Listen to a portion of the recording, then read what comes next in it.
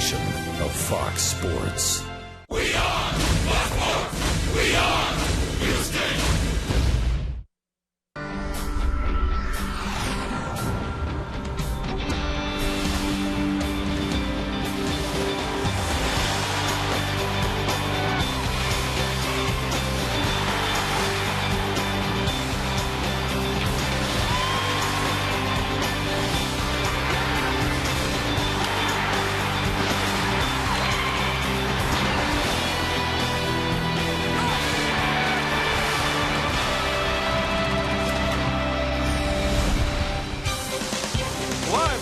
Park in Houston, Texas. Fox Sports Houston brings you Houston Astros baseball. Tonight it's game 2 of this 3-game series. The Astros meet the first-place Milwaukee Brewers. Good evening, everybody. Bill Brown and Jim DeShays. Jeff Bagwell will join us for the start of the game. The Brewers thumped the Astros last night, but now Houston tries to get back even against a very good Milwaukee club. Yes, and it's a rematch of last Sunday's game in terms of the pitching matchup. Brett Myers for the Astros, Chris Narveson for the Brewers. Narveson, a lefty, having a very nice year as the 5th starter for the Brewers. You see the breakdown on him, home and road. Brett Myers not getting a whole lot done in terms of wins and losses this year, just 3-11 with a 4.65, but certainly has pitched well enough to win a number of games. And since the break, 4 starts, 0-2, despite a 3.67 ERA. As the Astros go out tonight against the Brewers, they've had some player changes. We'll check the lineup tonight, tell you about what's been going on behind the scenes as Astros baseball comes your way next.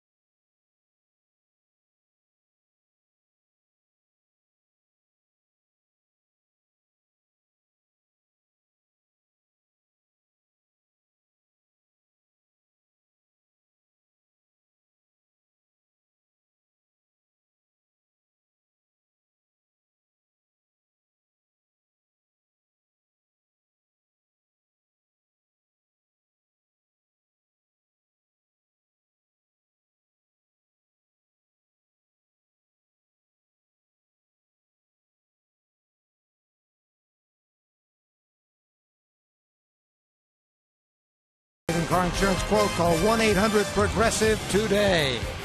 And now to the booth. It's a Saturday. That means Bill Brown and Jim DeShays are joined by Jeff Bagwell, guys. We could use some karma from Jeff Bagwell tonight. We usually have the wins for the Astros when you're with us. Does that sound like something that you Yeah, would accept? we're hoping for that for sure. There's no doubt about that.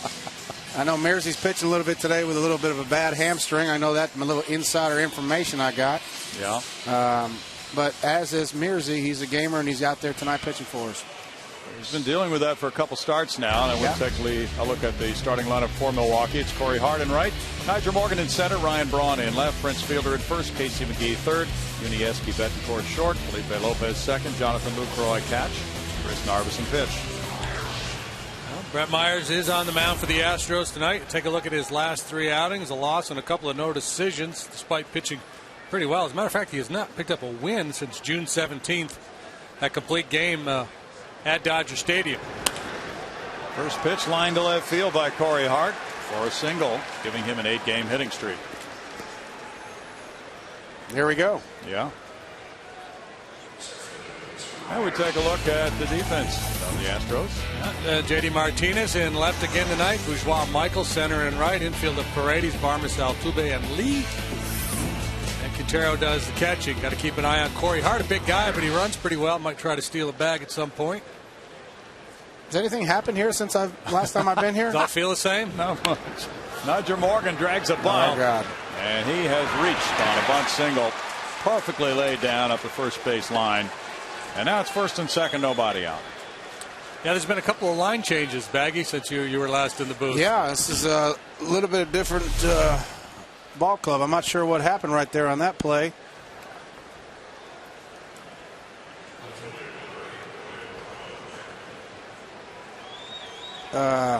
Okay. Looks like Carlos wanted to charge it, and then he got caught in between, Baggy, maybe. Yeah, but Losa's got to get back to the bag there. If he's not going to go get it, then he's just got to go back to the bag because there's nobody there at that particular time. That being said, great bunt. I don't know if we would have had an out anyway, but. Ryan Braun on a 5-game hitting streak. Not quite the way we wanted to start it out here, Brownie. No, that's a tough start, and now a double play ball would be wonderful.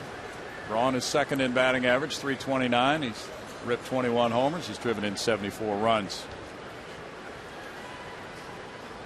Braun's hit .375 against the Astros with 3 bombs. Myers misses there, and it's 1-1. In the game Sunday at Milwaukee, Myers gave up 3 earned runs in 6 innings. Got a no decision. Milwaukee won at 5-4. Last night the Brewers dropped the 3 spot on the Astros in the top half of the first, 3 more in the third, and it was pretty much all she wrote with Gallardo on the mound. Ball foul, 1-2. Braun is one of those MVP candidates. Baggy, how do you like his hitting style? Well, you know, when he first came in the league, when I was coming out of the league. Obviously, he's a tremendous hitter. Hits for a high average, hits with power. Does everything well, drives and runs. I mean, I can't say anything bad about him. He really he's a complete hitter, and you know, going to be a fixture in this organization for a long time. So it's great to watch him hit because you know what, he's selective too. He's not like he's just up there swinging, you know, wailing and swinging and all that kind of stuff. And the 1-2 punch with him and with Prince has been amazing for them. It really has. One of the best 1-2 punches certainly in Major League Baseball. No doubt.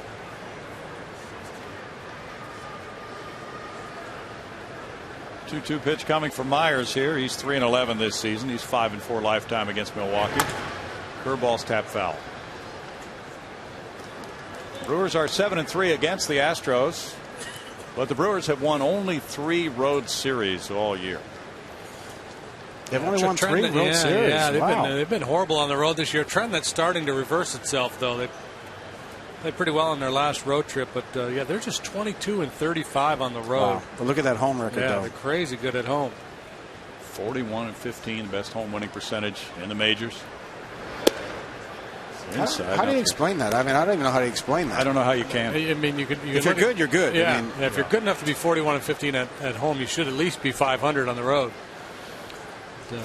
They got a number of guys who just aren't hitting away from 237. Yeah. Mm-hmm.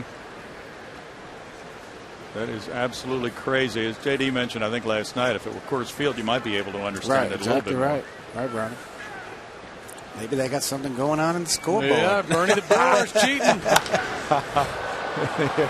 And the right fielder is calling for it, Jason Michaels, for the catch. And here's the tag, and the throw goes in towards second, and it's cut off. 1 out. Hart moving to third, and it's Fielder next. Looks like a little bit of lack of communication there. A little bit. Kind of got to get a full steam of momentum going right there. J. Mike's had some shoulder problems this year, so tough for him to make the long throw, and Bougie doesn't throw that well either, so it's not even a play on that one. And now it's Prince Fielder with 24 homers, 79 runs batted in, a .294 average for Prince. Take a one hopper to second right here. Ooh, absolutely. Fielder's hit .400 against Houston this season. And he has outrageous numbers against Myers. Yeah, .476 and 4 homers. Yeah, 10 hits and 21 at bats. That's pretty solid numbers right there. 13% of the time when he's had an opportunity, he's grounded into a double play. He has appeared in every game for the Brewers this season. He started every one, too. He rips that one a long way up the right field line. That's a moonshot. That is a 3-run homer. Looked like it might hook, but he kept it fair, and Fielder hits number 25, giving him 82 runs batted in and a 3 spot in the first. That's what Milwaukee did last night.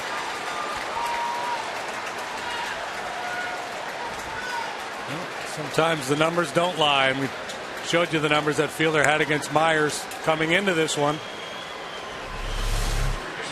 They're trying to throw a cutter in on his hands, and boy, gets the hands pulled in and able to keep it fair. No chicken. It's the opponent. That's right. That sure does it. You get a chicken sandwich, but not Prince. That was a massive home run by Fielder. His 4th against the Astros. And now 11 for 22 against Myers as McGee puts one in the air. Michael's waiting in right for the second out. 27 home runs surrendered by Myers now this season. If it's a solo shot in the first inning, not that big a deal. 3-run homer. The way Narveson has pitched, looking pretty good for Milwaukee early. Well, that's right, Brownie. I mean, you just got to keep the guys in front of those 2 big guys off the bases. If you can do that, you can handle the solo homer or the base hits or the doubles and all that. But once you get all those guys going, nowhere to put them, it's just tough to pitch around. Betancourt taking strike 1, checks in at .257 with 8 homers. He's driven in 44.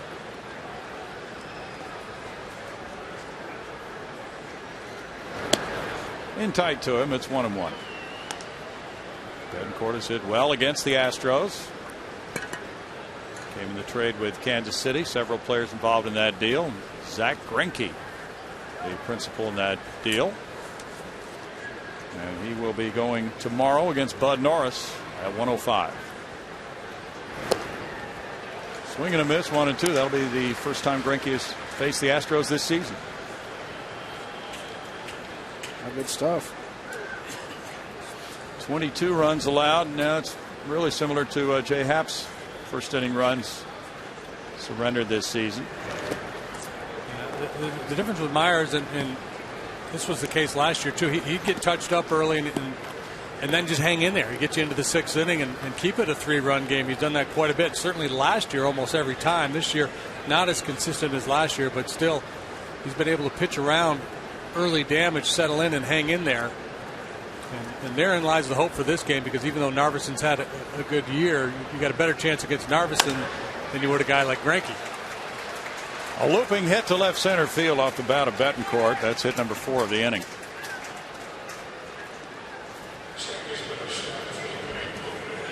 Felipe Lopez comes up, switch hitting second baseman.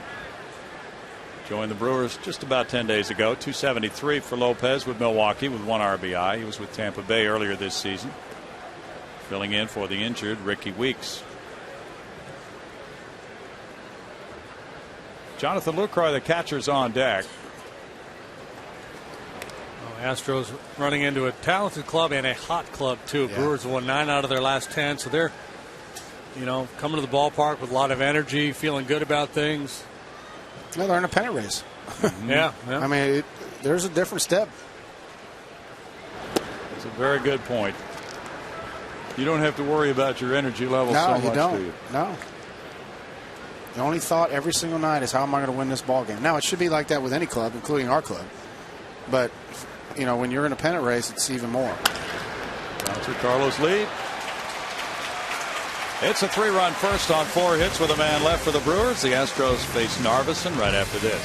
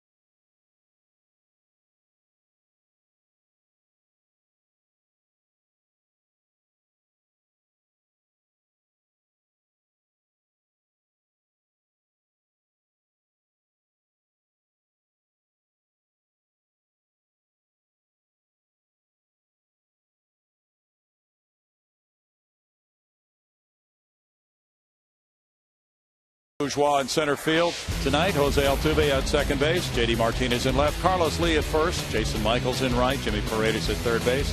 Clint BARMES is the shortstop with Humberto Quintero, the catcher for Brett Myers. There's Narveson, 29 years of age, a 12-game winner last year, and now having a pretty solid year for the Brewers. His last 3 outings, a couple of no decisions and a win in between, and a no decision against the Astros on Sunday as he and Myers hooked up back in Milwaukee.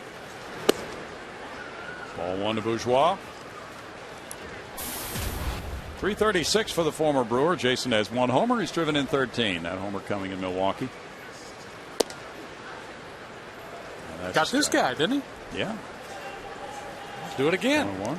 Do it again. That's 3 a 3-run times. homer, wasn't it? Yeah. 3-run homer, yeah. And on one of those little slider down and in. Uh-oh.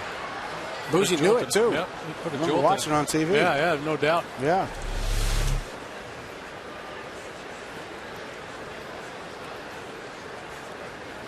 Shine it up. Be afraid to kick that dirt off the edge. Spoken from a true pitcher. Strikeout for Narveson. He sports a very good changeup. Defensively, the Brewers shape up this way tonight. Braun, Morgan, and Hart in the outfield. McGee, Betancourt, Lopez, Fielder on the infield. Ricky Weeks out and will be for a considerable time. Jonathan LUCROY is behind the plate. They can scrub it all they want. They still don't know where it is. Now I can say that because I don't have to play anymore. Jose Altuve looked like he came out of his game plan a little bit last night, Baggy, but then again he was facing Giovanni Gallardo for the first time. Yeah, I mean we're not talking. I mean you're not facing many Giovanni Gallardos down in AA, so it gets tough. But you know what? He's going to learn. He's going to be fine. The kid's not scared. I know that, and that's what I like about him. Corey Hart puts it away. 2 outs. Yeah, he has looked very, very good. Comfortable. That's what he looks. You know, I don't think he's overwhelmed at all about the situation that he's in. Good way to put it. J.D. Martinez coming up next. He had a big 4 RBI game. He's hit 300, 1 homer, 5 runs batted in, and 2 doubles so far this season. 300 is not a abnormally to J.D. Martinez. He's one of the only kids that we've had in the organization that continues and always has been hitting 340, 330, 350 every single place he's been in the minor league. So, you know, hitting third in the big league lineup right now, I don't think that it really bothers him one bit. 1-1. Well, Brad Mills would love to have him establish himself as the number 3 hitter. Yeah, no doubt.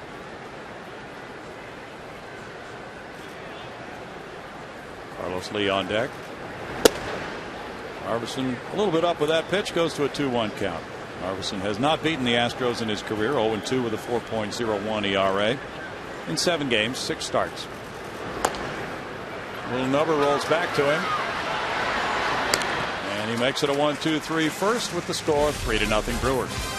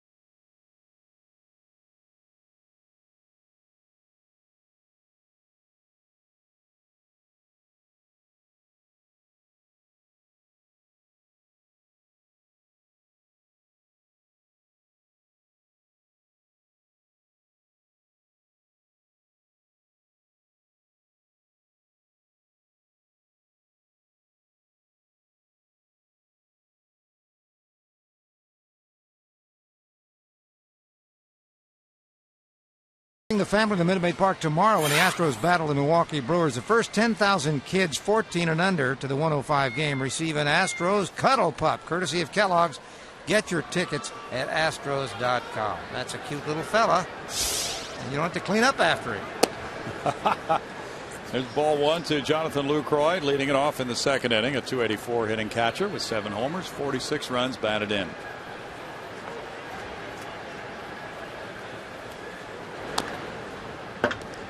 It's a 1-ball-1-strike count to Lucroy.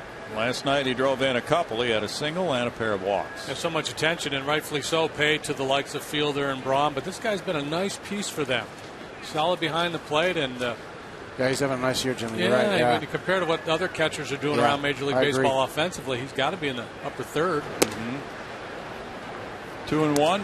Looks like a Brewer too. Certain looks you got to have. Yeah, that's right. In the month of May, he led his club in runs batted in with 20. No kidding. Ground ball and off the glove of Paredes. If he even got his glove on it, it went on through into left field. He tried the sliding play. That ball came up, and Lucroy is at first with a single.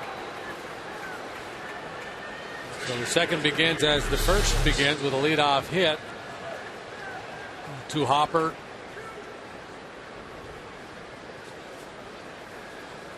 Got caught in between a little bit. Not an easy play. But now a bunt opportunity for Narveson. Narveson had 6 sacrifice bunts this season, a .237 career average with 9 runs batted in. Maggie, you've seen these guys come up through the system. Where are you at with Paredes? How finished a product is he? I'm not sure he's finished enough right now to be here. And I think even Ed said that in the paper, that he was maybe a little bit pushed a little bit right now. Switch hitting is very difficult. He was a shortstop, and then he went to second base for a little bit, and then now at third base. So it's this is a test ground for him, and this is what we have right now. We have an opportunity now to play our young kids, to see how they react to this level. I know they brought it up in the paper the other day about 1991 when I first came up and all the rookies that we had then. Jimmy, you were part of that team, and Brownie, obviously, you were, doing TV for us then too. So it's interesting. But you know what? This is how you find out if kids can play. We did it. We sent Wallace and Johnson down, and now we got Altuve and Paredes, and different guys up here that we just got to see if they can play. That's what the remaining 2 months will be all about. That's what it is. Narveson bunts, foul. 2-2. And we're not even in September yet when they have call-ups. So who knows what happens there too. Well, we're happy to be with you on this Saturday night. The situation today, we found out when we got to the ballpark, was that Jay Happ, after pitching last night, is headed for Oklahoma City. Option there, and Anario Del Rosario is on the disabled list. So Wesley Wright is here tonight. And this one is fouled on another bunt attempt. So that's a strikeout of Narveson for out number 1. And Jeff Fulcino has returned. That wasn't even close, that at bat, by the way. It's not. Something to roll one up the line that just trickles foul. He just couldn't get out of the batter's box. No. Corey Hart's the batter. He led off the game with a single. And Brad Mills is not sure who will take Happ's spot in the rotation the next turn through yet. He said in the next day or two, that situation will become clear. That's fouled away. And he said we have some other things working here. So it's Fulcino back after pitching well at Oklahoma City, and Wesley Wright also did a nice job there. Wesley was here earlier for 3 days but didn't pitch. It was like the Phantom. He just blew into town and blew out. We never saw him on the hill. Good to have him back. Good guy. Yeah. Great guy. Both those guys. Yes, really they are. You're easy to root for. You talked about the 91 team earlier, Baggy, and with the talent on that club. Yeah. Caminetti and you and Biggio and Luis Gonzalez and so on down the line. Steve Finley. Yeah. That club really put things together, and even though it lost 97 games, the next year played 500 Yes, ball. we did. Yes. And if you remember, that was a deal. The Glenn Davis deal was one that was roundly criticized at the time. But all of a sudden, Finley, Harnish, and Schilling are in Astro uniforms. Pretty good careers out of those 3 guys. Yeah. Yes. Somebody took over at first base after that Glenn Davis trade too. I'm not sure. Yeah, that worked worked out all right.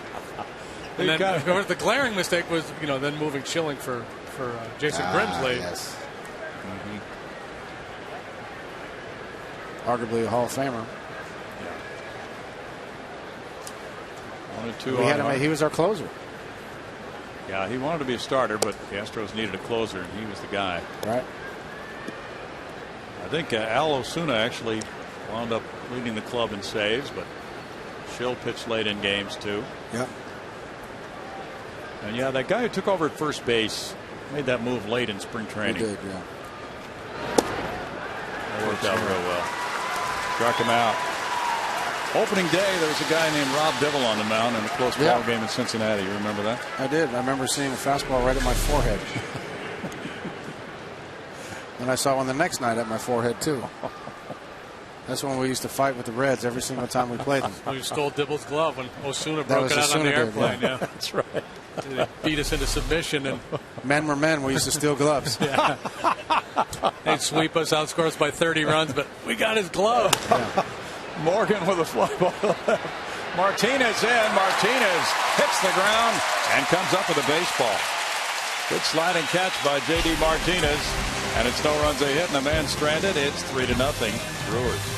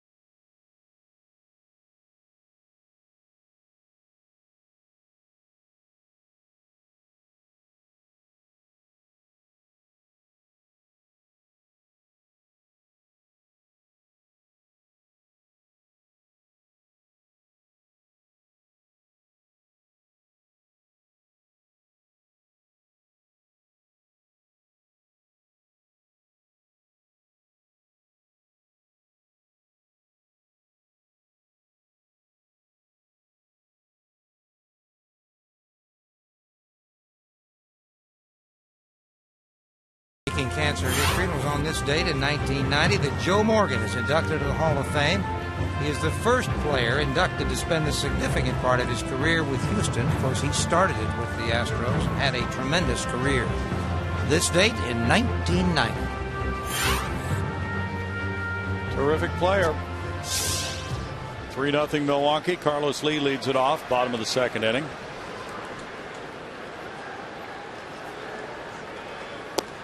There's strike one from Narveson to a .265 hitter. With 10 homers, 60 runs batted in. Narveson's best pitch is probably his changeup, and it looks like he's got good feel for it already here tonight. He's 2 or 3 very good ones. Just started Carlos with one there for strike one. Fastball clocked at 87, and that's kind of where he'll sit, 86 to 89. There's a breakdown. Not a changeup. Yeah, really relies heavily on that change. There it is. Yeah. 1-2. Well, you got to really sell out to hit the ball to right field onto this guy. He's not going to really pitch you in and pound you in and all that kind of stuff. He's going to work the outside part of the plate. There it is there. And then you can hit a home run like that. There it goes off Carlos Lee's bat. And just like that, it's 3-1. Just like I said, you got to stay away. Think about it, hit the ball the other way, and then hit a home run in the carpet box.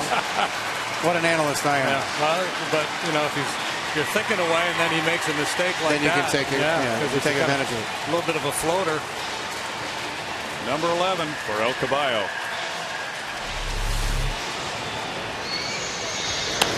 Well, that's what it was. That ball was in the middle of the plate right there.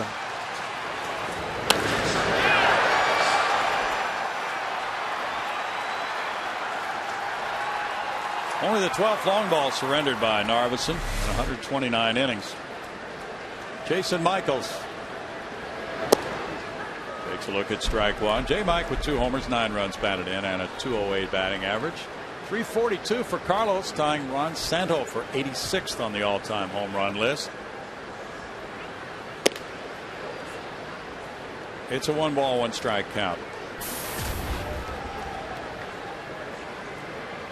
The Astros get a home run back after the 3-run shot by Fielder in the first. It's a 2-1 count. Narveson facing Houston for the 3rd time this season. He lost 5-0 here to Bud Norris back on the 1st of May. And Carlos Lee hit a 3-run homer off him in that game.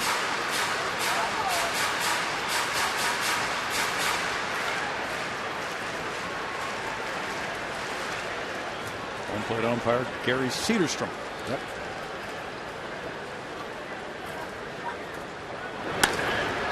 That's to center field.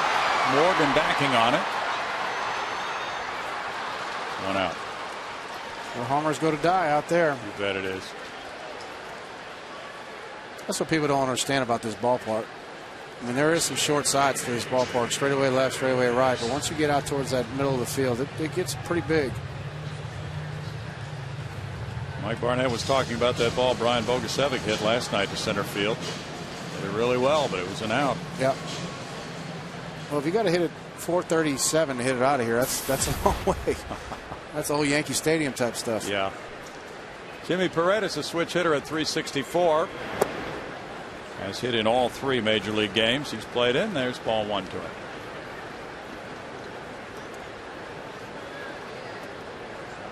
Jump from Double-A Corpus Christi. He takes that pitch. It's 2-0. The former Yankee farm system product, obtained along with Mark Melanson in the Lance Berkman deal. Grounds this one to the left side. Betancourt. Just barely. 2 outs. They're not nonchalant it. No. Just thinking about Paredes and Martinez and Altuve and all these guys coming up to the big leagues and wondering what's going on in the minds of the guys still down at Double-A and Triple-A. I mean, they just got to be bubbling with excitement. Right. Well, that phone's been ringing off the hook lately. Oh, you're right, JD. And I tell the kids when I used to go down there, is just tell them, just play. If you play, good things are going to happen. If you're doing good things, you're going to have a chance. It might not be with this organization, but you're going to have a chance. Sometimes you're down there in the minor leagues, guys feel like they're being overlooked. They're putting up good numbers. They're having good years, and they're not sure people are paying attention, but people are paying attention. Well, when you do the stuff that JD's done, when you're hitting 340, 350 every single way you're at, I mean, to me that doesn't. You understand what's going on down there. And you know what? The same with Altuve. Altuve was hitting 400. BARMES pops it up. Fielder coming over. Carlos Lee ripped his 11th home run, and it's 3-1 Brewers after 2.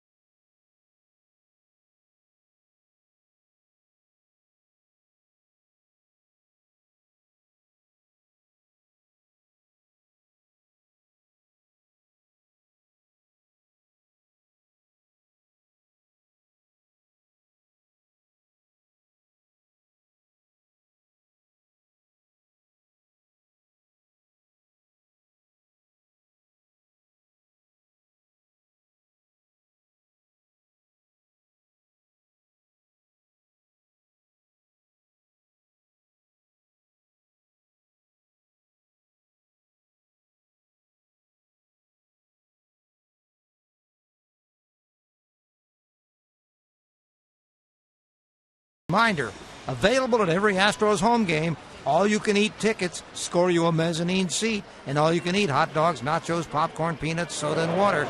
Only $30. Take advantage of one of the best values in the ballpark. Buy your tickets at Astros.com tonight. Don't forget, that's every home game. Foul ball there by Ryan Braun, leading off the 3rd inning with a score of 3-1 Brewers. 5 hits for the Brewers, 1 for the Astros. All-you-can-eat section right there. Just want to say, Brownie and Jimmy, I just want to give kind of a shout out to Jim Sullivan and Sean Sullivan and Sherry Menger for the passing of her mother, Betty Sullivan, the other day. So I just want to say my condolences to them here on the air. Big Astros fans. And I just want to say I'm sorry and my condolences. Yeah, I'm sorry to hear that. Yeah, me too. Strike 2, no balls, 2 strikes for Myers. This is the way to start it out. Let these guys come up with nobody on right now. Bet. Now the table setters did a good job on that in the first. Yeah. And smacked on a line into left center field. Braun went down and hit that one hard. That's why you want to let them guys lead off. Got a good swing and an 0-2 pitch. Some guy can hit. I mean, every year, 3-something every single year. Just a good hitter. And this guy's a beast. Headed for free agency. Yeah. Now, what do you think the market would be like if he and Albert Pujols are both in it? Well, I like their chances. I like to be their agent. And strike 1 to Prince. Hit that towering 3-run homer in the first. I think he looked like with a little red on him, like a little Astro uniform. He looked good in about anything. Yeah, don't see it happening, but still. Runner takes off. There's a ground ball, and that'll get him to third as it's a single through the right side. It works perfectly for the Brewers. Braun set sail. Fielder pulling the ball through the right side. Beauty of being left-handed.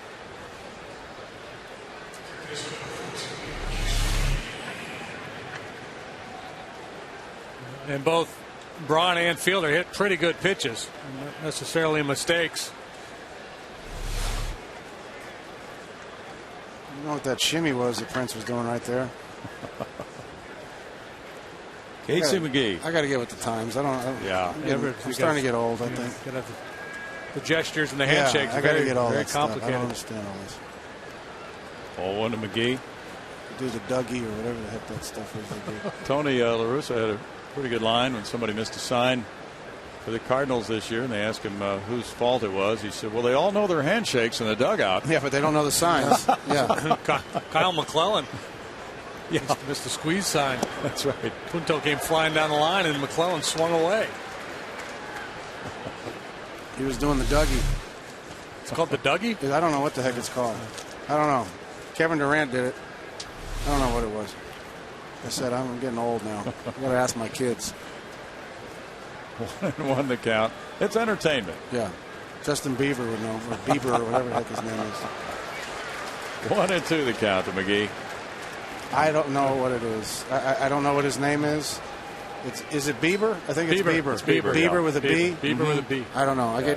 My kids yell at me all the time. Yeah. Apparently you don't have Bieber fever, and they do. I definitely don't. I promise you. My hair's long enough, but I don't want to do all that. Who was it when you were growing up, when you were that age? Do you remember? Leif Garrett. Okay, that's right. That's what the girls liked back then. That's Leif right. Garrett. Wow. Or whoever the other guy was in Blue Lagoon or whatever it was. Jimmy just wishes he had that longer hair. Yeah. Sorry, Jimmy. We go back to Right three. Yacker. Nice. Biggio looks a little bit like Justin Bieber. Yeah, he's got a little of that Bieber going on. Yeah, he does. Yeah. And when Craig was playing, he had that kind of appeal. He was the it guy. Right. Well, he did. When I first got here, he had this little fake mustache that he had. It was kind of embarrassing.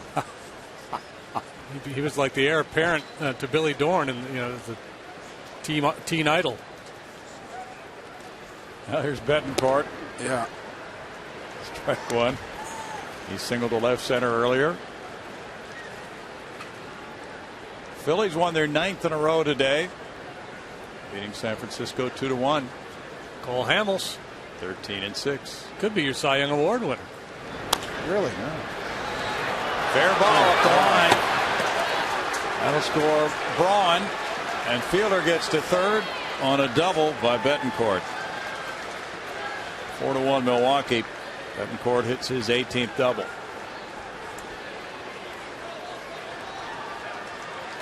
Well, that ball not exactly blistered. Now Brad Mills wants to trot out of the dugout and have a conversation with Gary Cedarstrom. I'm not sure what is going on. Maybe he thought the ball was foul.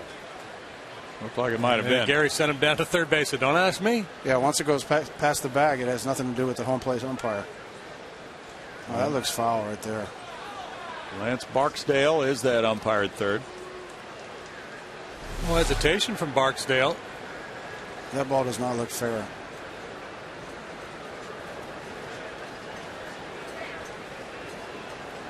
Wish I was hidden. See it again from another angle. Just needs to fly over the bag in fair territory. Tough with that camera angle to know. Yeah. Usually it's easier to tell when it's like a little bit lower to the ground. That one was kind of a high chop. Well, the call stands.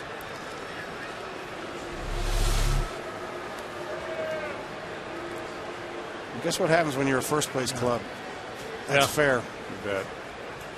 We hit that ball, it's foul. It's hit number 8. Is that 8 already? Yep. Wow. They've had, 7 consecutive games of 10 hits or more. Yes.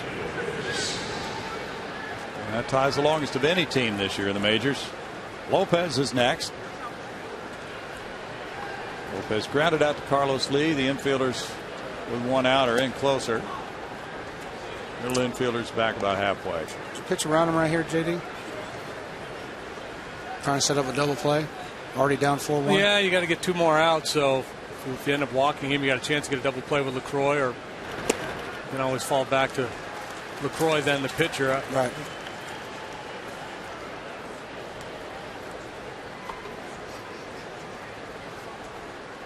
Put it this way, you don't want to stay in the middle of the plate. No.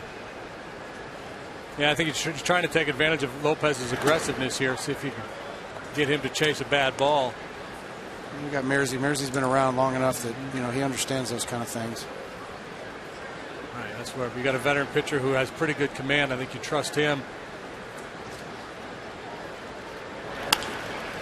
Ground ball Lee with a runner coming to the plate. He throws home. Quintero, the swipe tag. He scored. 5-1 as Fielder gets in ahead of the tag, and Lopez will pick up an RBI. And Brad Mills is out again. Gary Cedarstrom.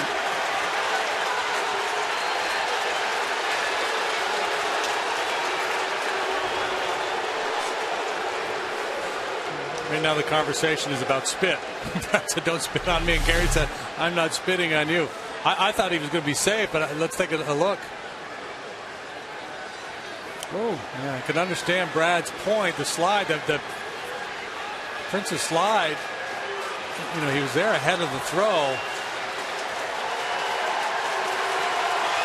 Mills is very animated right now with the umpire. It's close. Yeah, I don't even know what to say. I think Brad is a little frustrated the way last night's game went and the way tonight's game is going. He's just out there fighting for his guys. Yep. Frankly, I was a little surprised when Carlos came home with the ball. I thought it was a run that was going to score fairly easily, and he would have been better suited just to go to first base to take the out. And of course, when you're already down 4-1, you tend to want to be aggressive.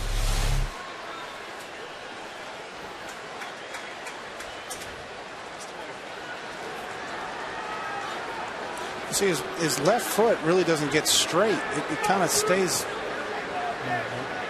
Look, see how it stays over to the left side of the plate? Yeah, it's the back leg that makes the first contact with the plate. The question was, had Q applied the tag to his hip prior to that back leg catching the front corner? It was very, very close. I mean, we've looked at it how many times and can't really tell conclusively. Has he been thrown out? I don't know. If he hasn't, credit Gary Cedarstrom for letting Brad have his say. Yeah, he did. That's pretty impressive. A veteran umpire willing to take a lot of guff right there. 5-1 ball game. He let the skipper have his say. Runners at first and third. One out for LUCROY.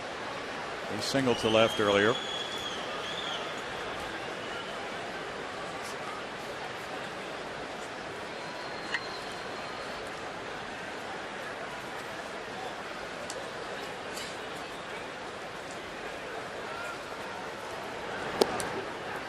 Strike one for Myers.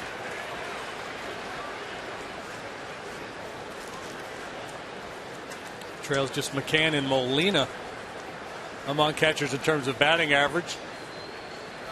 McCann kind of a class of his own now in the National League. Yeah, no doubt.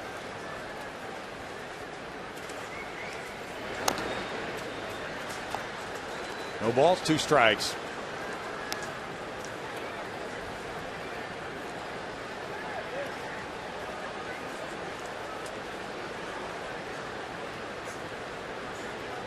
Myers trying to snap a 5-game losing streak, covering 7 starts. And very difficult for the Astros starting pitchers to hit that win column. They're 5-24 as a group since the 19th of June. Wow. 1-2. Jordan Lyle's family was here to see his first major league win. Right? Yeah. It's exciting. It really was. Yeah, especially after what, 12 starts? Yeah, they were in Chicago for his debut and picked him up a few other times. 53 pitches there for Myers. That'll be a great moment for that family. Foul back and still 1-2 to LUCROY with Narveson on deck. We get one back here. You guys got to catch that ball. Okay. Because I'm not watching. I'm watching the monitor. It's always a challenge. Baggy, there was a game in Montreal many years ago, and we were way up high. Somebody fouled off a ball, and I was looking at the monitor, and it hit the monitor. Did it really? That was a near-death experience. I'm sure, because if you're watching the monitor, it's just difficult. Now the runner takes off for second base. Lopez will make it. Quintero unable to stop that one. Ruled a wild pitch. Was he running on the pitch there? No, I don't think so. No, he just on the play. I think he saw the ball in the dirt and took off. As you see, I'm watching the monitor right here. This is how you get hit right here in the forehead. Well, that's the man next door, Billy Schroeder, doing Brewers television. He's got a ball in his hand. And Billy, big, broad-shouldered catcher. Doing a game at Tiger Stadium back in the day. Tiger Stadium, the broadcast booth, you were closer to home plate than the pitcher. No, when I used to hit, I could hear them talking. Could you? Yeah. Well, Rock took a foul ball right in the chest at Tiger Stadium. Oh. And this is a ball he saw coming. BARMES spins, throws to the plate. Quintero tag. And he gets him. Betancourt is out. Nicely done by BARMES.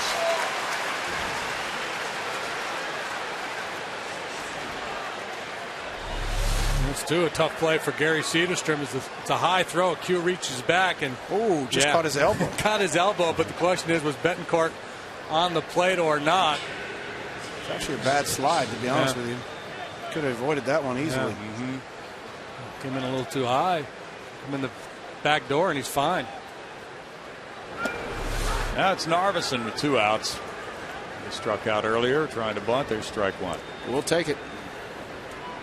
Yeah, at this point, 5-1, 8 hits to 1 in favor of Milwaukee.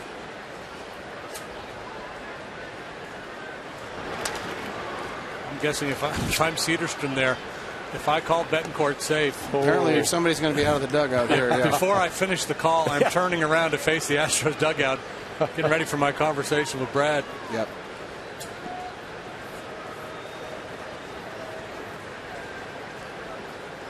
I'm not convinced safe would have been the wrong call. It was very close. Actually, it was. I think he just got him on the elbow when he was sliding. If he went head first on the backside of the plate, he would have been safe. Yeah. Those are field plays too for base runners. You just got to have a feel for what's going on there. Thankfully, he didn't on that particular play.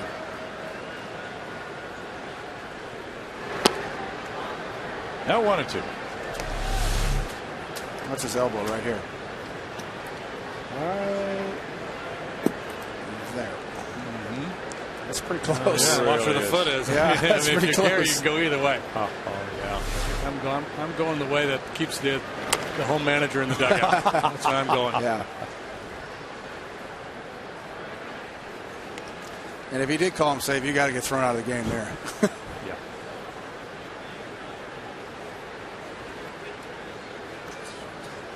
A win for Hamilton over the Giants, a complete game. Punched out 5, didn't walk anybody. The only run he allowed, a solo home run. So he's 13-6 with the 253. Yeah.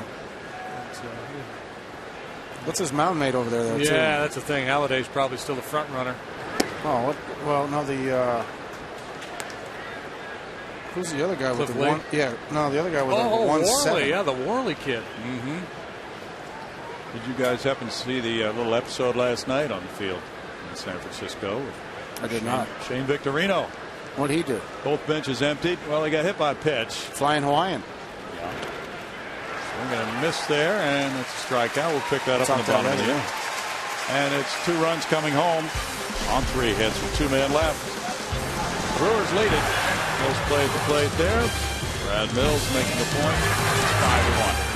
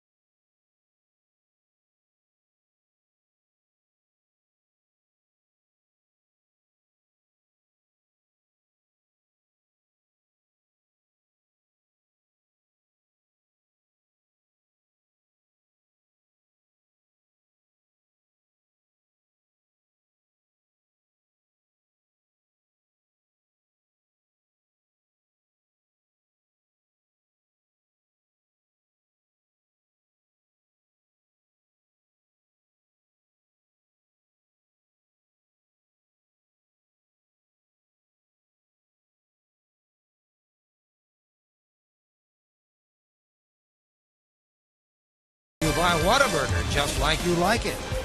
And by AT&T, rethink possible. Well, speaking of AT&T, it is time for the AT&T Trivia Challenge. And today's question is, name 3 active players with 150 or more home runs in both leagues. Oh. Okay. 150 in both leagues. Let's see. Mark Teixeira didn't hit that many in the National League, did he, J.D.? His was less than 100. Okay.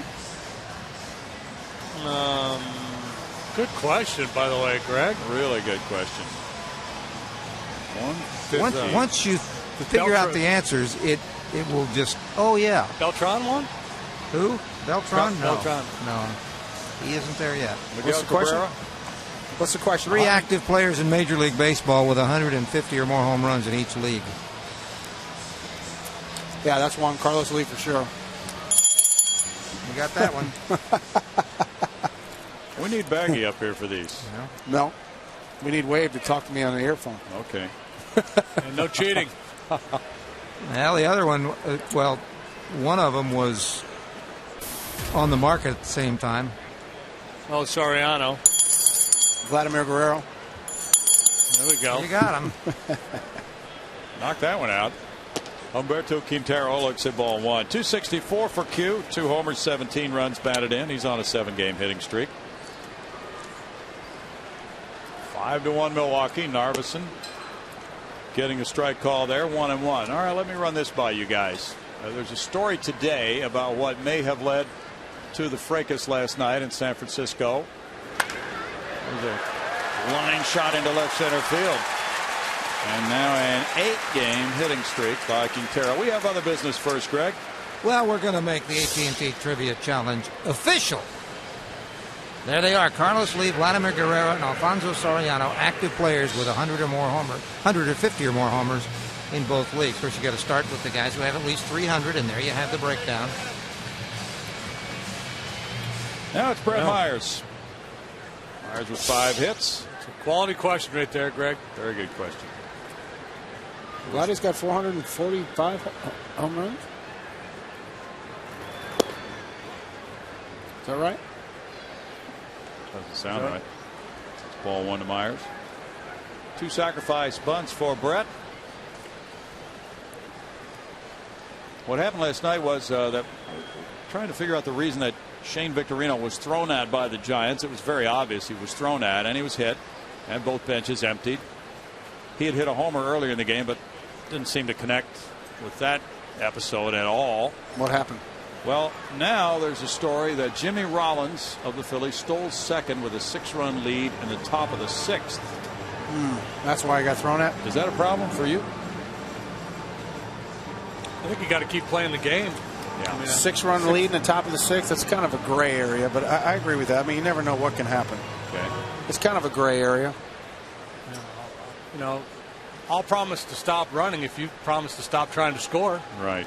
Yeah, I mean, that's the argument on it. Sure is. Myers puts it down. Narveson comes after it. We start getting towards the 7th and 8th, and maybe 6th inning is. Yeah, and a lot of times it's the bottom of the 6th. It's because it was in San Francisco, right? Yes. Yeah. So they have 4 more at bats. Yeah. And you know, and a lot of times a game will take on a feel late in the game, Sure. 7th, 8th inning, where it's a 9-1 game, and you can just tell the other clubs they got no chance to come back. Yeah. What was the score in the when it happened? And who was pitching for? Who was pitching We for think it was Philly? Cole was that Cole or is Cole's that today? No, it was. We'll get it for you. Worley was pitching. Oh. I'm with Jimmy on that one. I mean, the game takes on a feel. If you got Holiday out there and he's just dealing and all that kind of stuff, then it kind of gets a little crazy.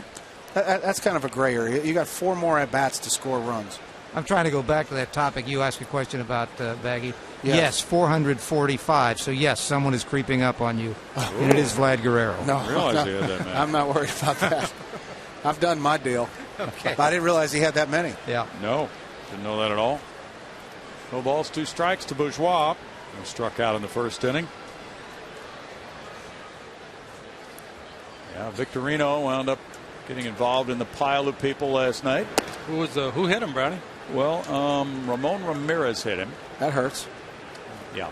He throws pretty hard. He threw it behind him. Yeah, he threw it behind him, so he definitely intended to hit him. And both benches empty. There wasn't a whole lot going on after that, except they were milling around, and then Victorino just dived right back into the pile. Flying Hawaiian. Yeah, he went flying all right. He really did. Well, he has that 2-ear flap thing, so he can do that. Lopez back. 2 outs. But there's something going on that's pretty interesting between those two clubs. Played last year, of course, in the playoffs. Well, I was going to say, yeah, they might see each other again. You know, and the assumption when a pitcher throws at a hitter like that, everybody thinks, well, Bochy must have ordered. Sometimes guys just do it on their own. There's plenty of players in the game that don't have good feel for the game. There's plenty of knuckleheads that trot out there to the mound that have no clue of the game situation and what they should or shouldn't be doing in terms of knocking hitters off the plate or throwing at people.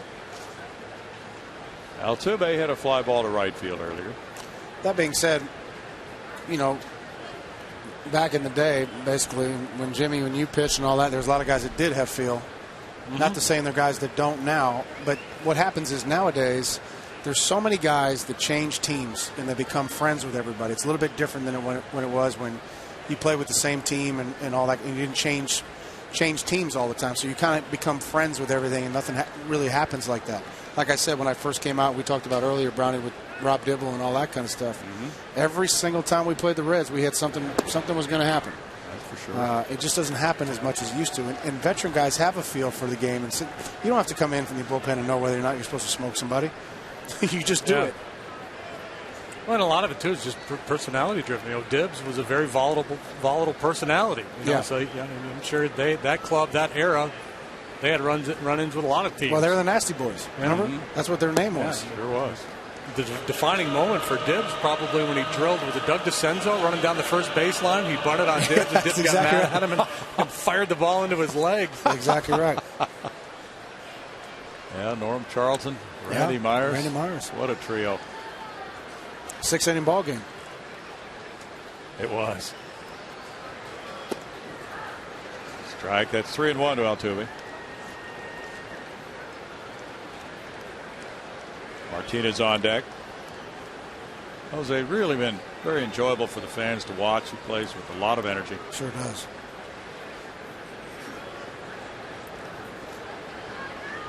Little man with a big bat, doesn't afraid to swing it. Takes a walk. Now that could become significant because he only had one until that. And last night he was expanding his strike zone a little bit, swinging at high fastballs. And that time laid off. And Mike Barnett said they had a chat. Altuve has 55 major league at bats, so done enough. The pitchers are trying to make certain adjustments to him now. Martinez rolled out to the pitcher. Big AB here, boy.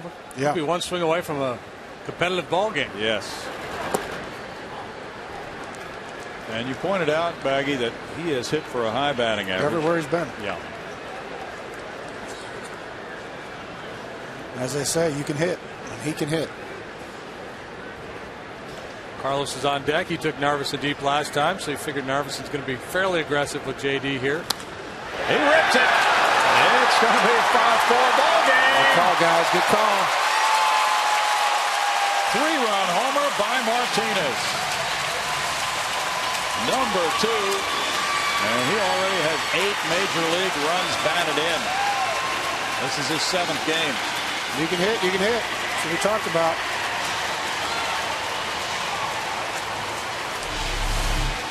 Aggressive young hitter. Both home runs he's given up. He's just basically dead fish right in the middle of the plate. Ended up in the same section. Home runs had not been a problem for Narveson tonight. They have. He's given up 4 runs on 3 hits. Strike to Carlos Lee, who hit the first long ball. That got the crowd energized. Something you said, JD, about a competitive ball game? Yeah, just like that, huh? Infield shifted around on El Caballo. We haven't seen this much on him. Maybe because it's Narveson. Yeah. He doesn't throw that hard. living with his changeup basically out there. Good point. Rolls it to Narveson. He tags him out.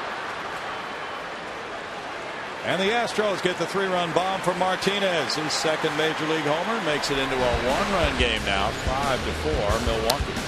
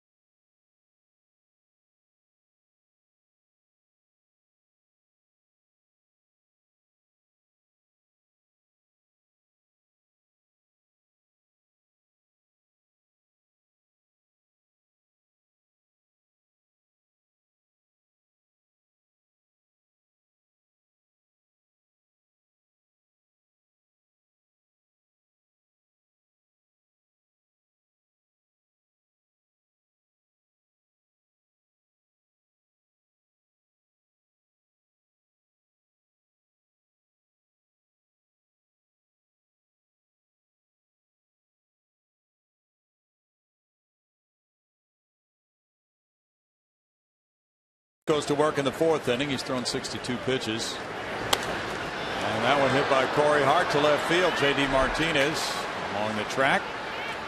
And a few steps. 1 pitch run out here in the 4th. That's what they call the shutdown inning right here, huh, J.D.? Yeah, that's exactly right. And anything high in that direction you get a little nervous about, yes. but stayed in the yard. Nyjer Morgan bunted for a hit in the 1st inning and came around on a 3-run homer by Fielder. Then hit a fly ball to left in the 2nd. Good catch by Martinez on that one. Wouldn't mind spending a couple hours with this dude to see what this guy's all about. Yeah, his plush to mentals. Yeah, there's something else. I don't know. I want to see the whole package here. If this is real stuff or not. He has an alter ego. Yeah. Interesting guy. T Plush. T Plush, yes. Yeah. Ha. Ha. He's got that going. Yeah. He's a real entertainer. I just want to see if it's real. 328's pretty entertaining. 1 hopper back to Myers. Yeah, 328's entertaining. That's right. 2 outs. Good call on that, too, because it was 329, so now it's down to 328. Braun comes up next. You know, you were talking earlier, Baggy, about Braun's talents. Yeah. One of those guys who can hit for average and for power, and he's already in the 20-20 club this year. Yeah, he would seem to have. He's got 20 bags, too? Yeah, he just got his 20th last night. He's going to go 30-30 then this year. Well, it would be close. Yeah. Seems like he's headed that way, but. Well, he's a complete offensive player. Mm-hmm. Came up as a 3rd baseman, moved him to left. Kind of like I came up as a 3rd baseman, they moved me to 1st. There's a reason for that. Second time for a 2020 year. Now, last year, he had 25 homers. He had 103 runs batted in, 45 doubles. Last year. He's taking a little. Look at that. Almost looked like a knuckleball. You know what? It could be with Mearsy. You never know. I think he just flipped something up there. It was very slow. And it was tumbling like he threw a little knuckleball. There's no. I mean, you can't put it by Mearsy. There's another one. That's smack past the diving Paredes into left field. Ron got a good look at it, and he hammered it. Fool me once, not going to fool me twice. Yeah. Yeah, he just told him, base coach says he's throwing me a knuckleball. Got to be a little creative. There you go. That's a knuckleball. Yeah, You're exactly sure what it is. is. Not a bad idea. You got such a dangerous hitter. You feel like you're running out of weapons to get a tough guy out. Invent something. Watch. You see this? Yeah. You can see the Yeah. seams. That's a knuckleball. Yeah. That is a knuckleball. Mearsy. Braun draws the throw. Fielder is 2 for 2, a 3-run homer and a single. You just stick Mearsy and Nigel Morgan in the same room. You set up a video camera Yeah. and just let it roll. Not sure how many people would come out of that room, but that would be interesting. Good point, Brownie. There's Paul You always say on good field. point, JD. I'm going to tell you good point, Brownie. See, I remember Bob Walk throwing eephus pitches to Barry Bonds and Gary Sheffield. Did Walkie ever flip one of those little eephus pitches your way? I don't know. I don't remember. A long time ago, Jim. Yeah. 2-0. The Braves have placed Jair Jurgens on the disabled list. Bob Tewksbury did. Tooksy did? Oh, God. He threw that like 4-mile-an-hour curveball. That's right. And then paint up a character of me after the game. Talented guy. Yes, he was. Mike Minor's coming up to the big leagues for the Braves. Isn't he one of their big prospects? Yeah, He was supposed to be in one of those trades, wasn't he? that's right. The Braves, according to stories, just held fast to those guys. Yeah.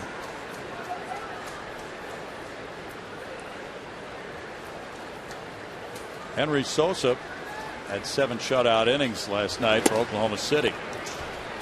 There's a walk to Fielder. Number 1 for Myers. So he could be a candidate to come up and pitch for the Astros. Pitching on the same day as Jay Happ last night at Las Vegas. It seemed like Mearsy wanted much of a piece of Prince Fielder at that particular at-bat. Discretion, the better part of valor there. The team just put a 3 spot on the board, got him back into the game, so he's going to be a little cautious with the big man. McGee is 0 for 2. So what is he now off of Mearsy? 11 for 22, is that about right? That's right. It would be pretty 500 much with 5 bombs. Yeah, that's pretty much I own you. Yep. You might want to walk me on 4 straight pitches.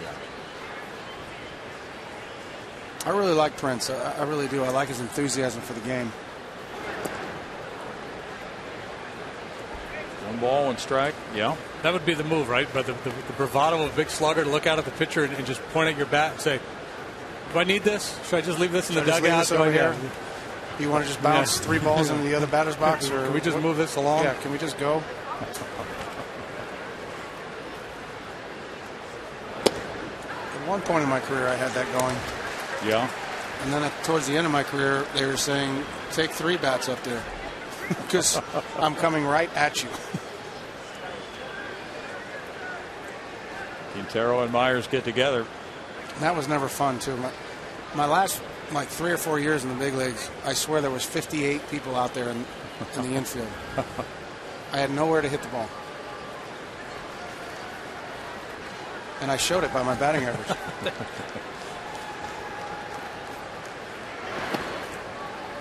Two balls, 2 Had strikes. to bag his own trap on. Nowhere to go. It was unbelievable. 7 infielders, 14 outfielders. And like Nolan Ryan pitching every pitch.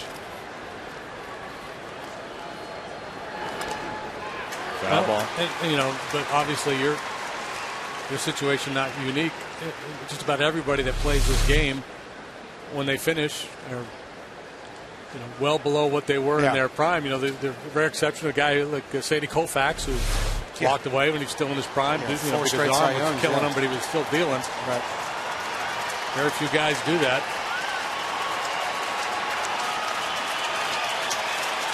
There's going to come something off speed again, don't you think, JD? Doesn't look like he's really seeing that breaking ball real good. Ground ball to third. Paredes. Change up. Yeah. Over to Altuve.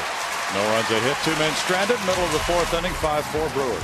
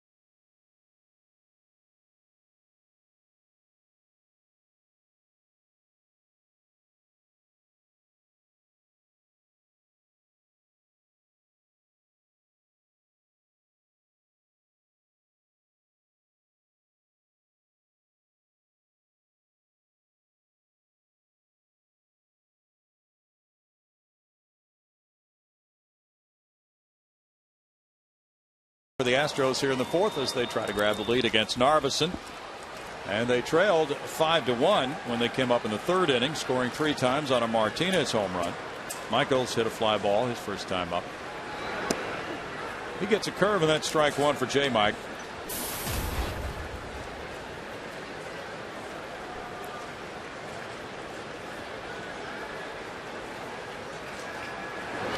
Brewers in a position to put some room between themselves and some of the clubs in the NL Central. The Reds lost again today at Chicago 11-4.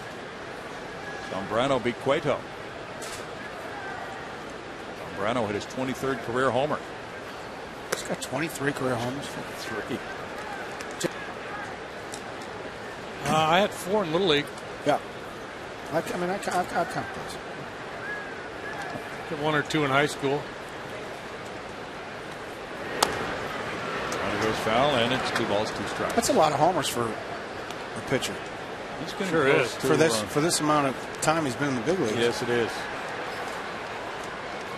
Getting close to Bob Gibson, I think, for career long balls. I know he's hit a few against us. Yes, he has. And he got Roy a few times.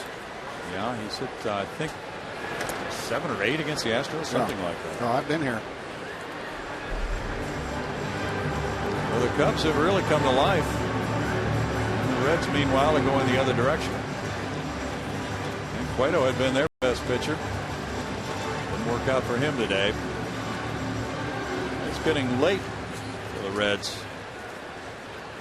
Those are the numbers for Narveson. If the Brewers win, the Reds will be 9.5 games out. Are we only in the fourth? Only in the fourth.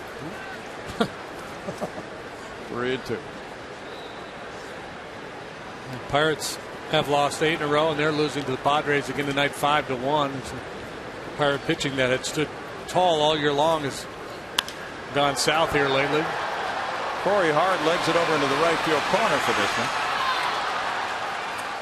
1 out.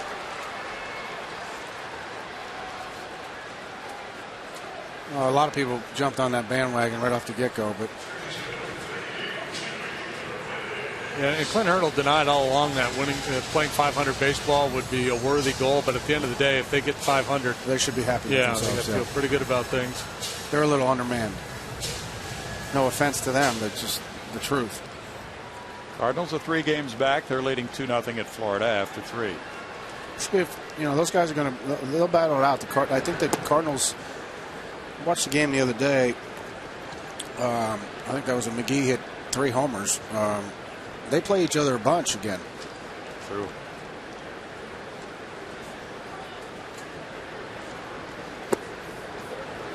One ball, 1 strike to Paredes, who was showing bunt on the first pitch. And that changeup really sank. The Astros continue to trail, but they certainly have flipped this game, the feel of this game. Close in that 3 spot, then Myers pitching that shutout inning. I'm sure it's got the Brewers' attention. Albert Pujols hit his 26th homer tonight. Came off Ricky Nolasco. Paredes turning away from that one, goes to a 2-2 count now. It's Carpenter getting the start for St. Louis tonight. Pujols having an off year. Probably only going to have to ask for $250 million instead of $300 million. Popped up, and fielders hustling over in front of the dugout. Sliding attempt by LUCROY. Sliding or falling, I'm not sure which, but again, he ended up on the ground. Okay. Get out of the way in that dugout in case Prince came over that one. No, he's sliding and then just kind of dug in and popped up. Martinez, scaredy cat. Look at him. Watch him. Yeah. Come on, JD. Remember when Tony Eusebio flipped over that railing? I was there. I was probably shying away too, but I was playing first. I'm not getting hurt for this foul ball. Get a strikeout. 3-2. With BARMES on deck.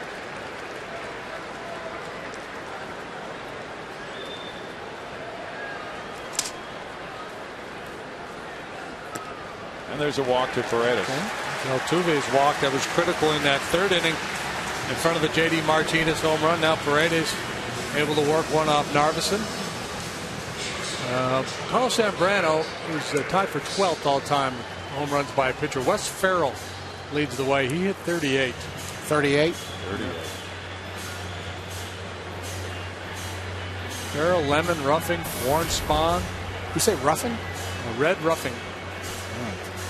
Warren Spahn, I can imagine. Yeah, He's got like Spahn. 700,000 wins, doesn't he? Yeah. Clint BARMES fouled out in the second inning. They didn't even have fences when Warren Spahn hit home runs. How many wins does Warren Spahn have? 363, I believe. I think you're right. That's it? Yep. He was the winningest lefty until Carlton came along. He got a late start. I think I've heard of that guy named Carlton before. Paredes runs well.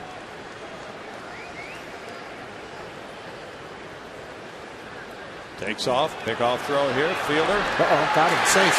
Oh, my goodness. Not so sure about that. No. Get out there, Brad. Brad Mills on his way. I think he beat that one. I think so, too. I think Glazer guilty, perhaps, of anticipating an out because he was picked off, but Prince just floated that throw. Yeah, and he did. Paredes was able to get there ahead of the tag. He's safe. He's in. Hand tag. Yeah, there it is. Safe. You can't fault the technique. Glazer's got a good angle. He's right on the play. Yeah. Foxmo. Hand tag. Safe. Yeah, safe. Brad Mills halfway to the umpiring cycle in this game. Yeah. Really not that close, to be honest with you. away, too, because he got Barksdale, too, after his visit with Cedar Stretch. That's true. Why is Gary out there again? Yeah, crew chief. I think he's just Protecting the young kid? Yeah, come in for the young guy. That really wasn't that close, to be honest with you. And the fielder throw, as you pointed out, just floated. That was the difference. Gary getting a wipe. I love Cedarstrom's demeanor through all this. Yeah. Very calm. Not antagonistic. What did I just say? Antagonistic? Yeah, thank you. Good God. Just barely made it. But it's easy on Foxmo. Yeah, and it's, we It is, you're right. we get all these replays and we talk about the umpires, and Corey Blazer will probably get a look at that later on, and he'll feel worse than anybody that he missed it. I wonder why Prince just kind of lobbed that ball over there. I think Paredes' speed was such that he didn't feel like he could take another step inside, but that would have been the play, right? Yeah, well, that's the key. That's the key on a left-hander is you got to cut the distance between you and the pitcher to get an angle to that second baseman. So when that throw is on the way to you, are you moving toward the throw? I'm moving towards the pitcher. 1-1. So by the time you catch it, you could have a much better throwing angle. See if he goes forward. So he didn't go forward that much. That's why he had to kind of lob it over his head. Exactly. 1-2. That being said, you also have to know your pitcher when he's coming over. Maybe he didn't have a good feel that he was coming over at the particular time. But bottom line is he's out now.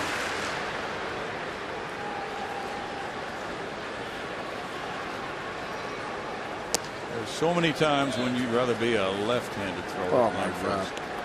It makes the position so much easier. That being said, Prince is a good first baseman. He really is. Yeah, he does a nice job over there for a big guy. BARMES out in front of the changeup, striking out to end the fourth inning. Strikeout number 2 for Narveson. After 4, 5-4 Brewers.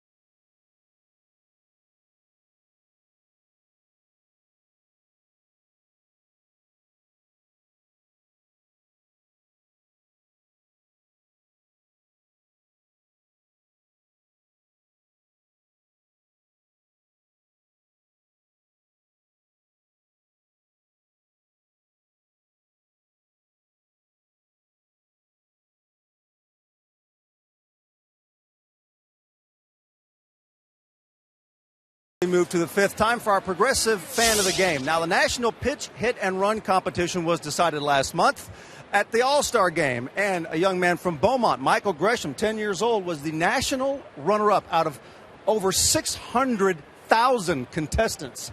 Tell me what you had to go to get through, Michael.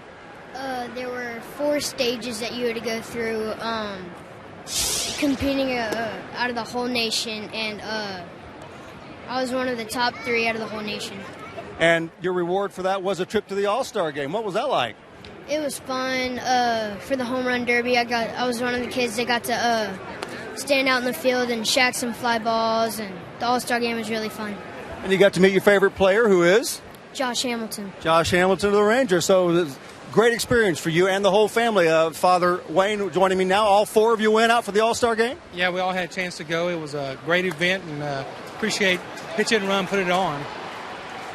Well, guys, way to go. Michael, great job. 600,000 contestants, and you're the runner-up. You should be very proud, and you are also the progressive fan of the game. All right? Don't share that with your brother now. Yeah, he says, yeah, right. Back to you guys. Nice going, Michael. Thank you, Bart. Keep an eye on him. Get the scouts on him. Yeah. Good. A nifty play right there by JD, wasn't it? Yes, it was. He got caught. Yeah, he did. Made it look easy. Short hop on the single by Betancourt. That's 10 hits now for the Brewers. 8 straight games with 10 hits or more. So the first, he's back. Wouldn't be a ball game without Q throwing behind somebody.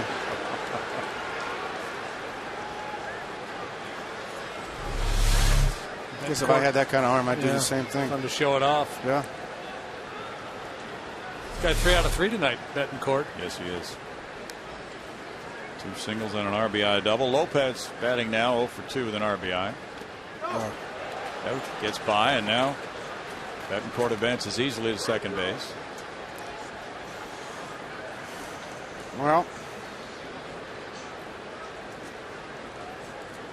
wild pitch there for Myers. Second of the day. And his 7th of the season. And a 2-0 to Lopez with LUCROY on deck. Myers working out of the stretch a whole bunch. He has not had a 1-2-3 inning. Got him out front there, and it's 2-1. Looking for a fastball, trying to pull the ball to advance the base runner, and way out in front of the changeup. The Brewers just 1 out of 8 so far tonight with runners in scoring position. Despite that, they've scored 5 runs. That's what happens when you hit 3-run homers. Sparky Anderson. Best play in baseball. Yeah. He had a bunch of them. 2-2. It's a very unusual line score. Brewers 5-10-0. Astros 4-3-0. Yeah. Brewers have left 6. The Astros have left none. Obviously, JD, as a pitcher right here, you know the guy's trying to pull the ball. So what's your thing? Do you try and stay off speed? Yeah, Myers is going real soft. He's going soft, yeah. Quintero's hurt. Nate Lucero coming out. Especially the nature of the swings that Lopez has taken. He was really exaggerated trying to get out around the ball. Yeah. Now with 2 strikes, you know, he might not be thinking that way. He's probably just thinking about putting it in play.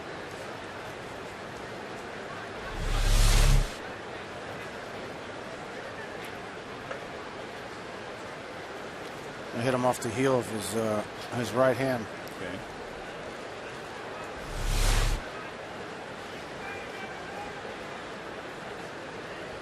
Does it hit his nail, maybe?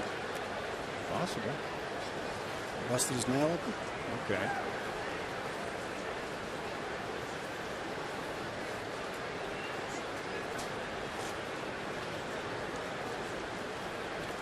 Throw a couple, see if it comes out of his hand okay. Yeah.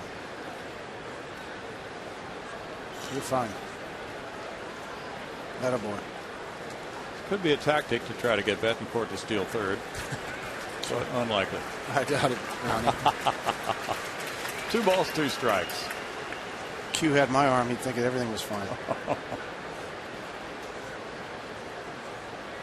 Myers in his 1-run game goes back to work on Lopez with a 2-2 count. That's why a lot of catchers try and put that hand, the throwing hand, behind their back. when the pitch is coming and kind of block it with their body and all that kind of stuff. But Q loves to throw, so he loves his hand as close as he can to his glove. He's checking the thumbnail So again. watch where his hand is right there. It's in front of his body. Sure is. Foul tip strikeout. Lopez is out number 1. 5 strikeouts for Myers.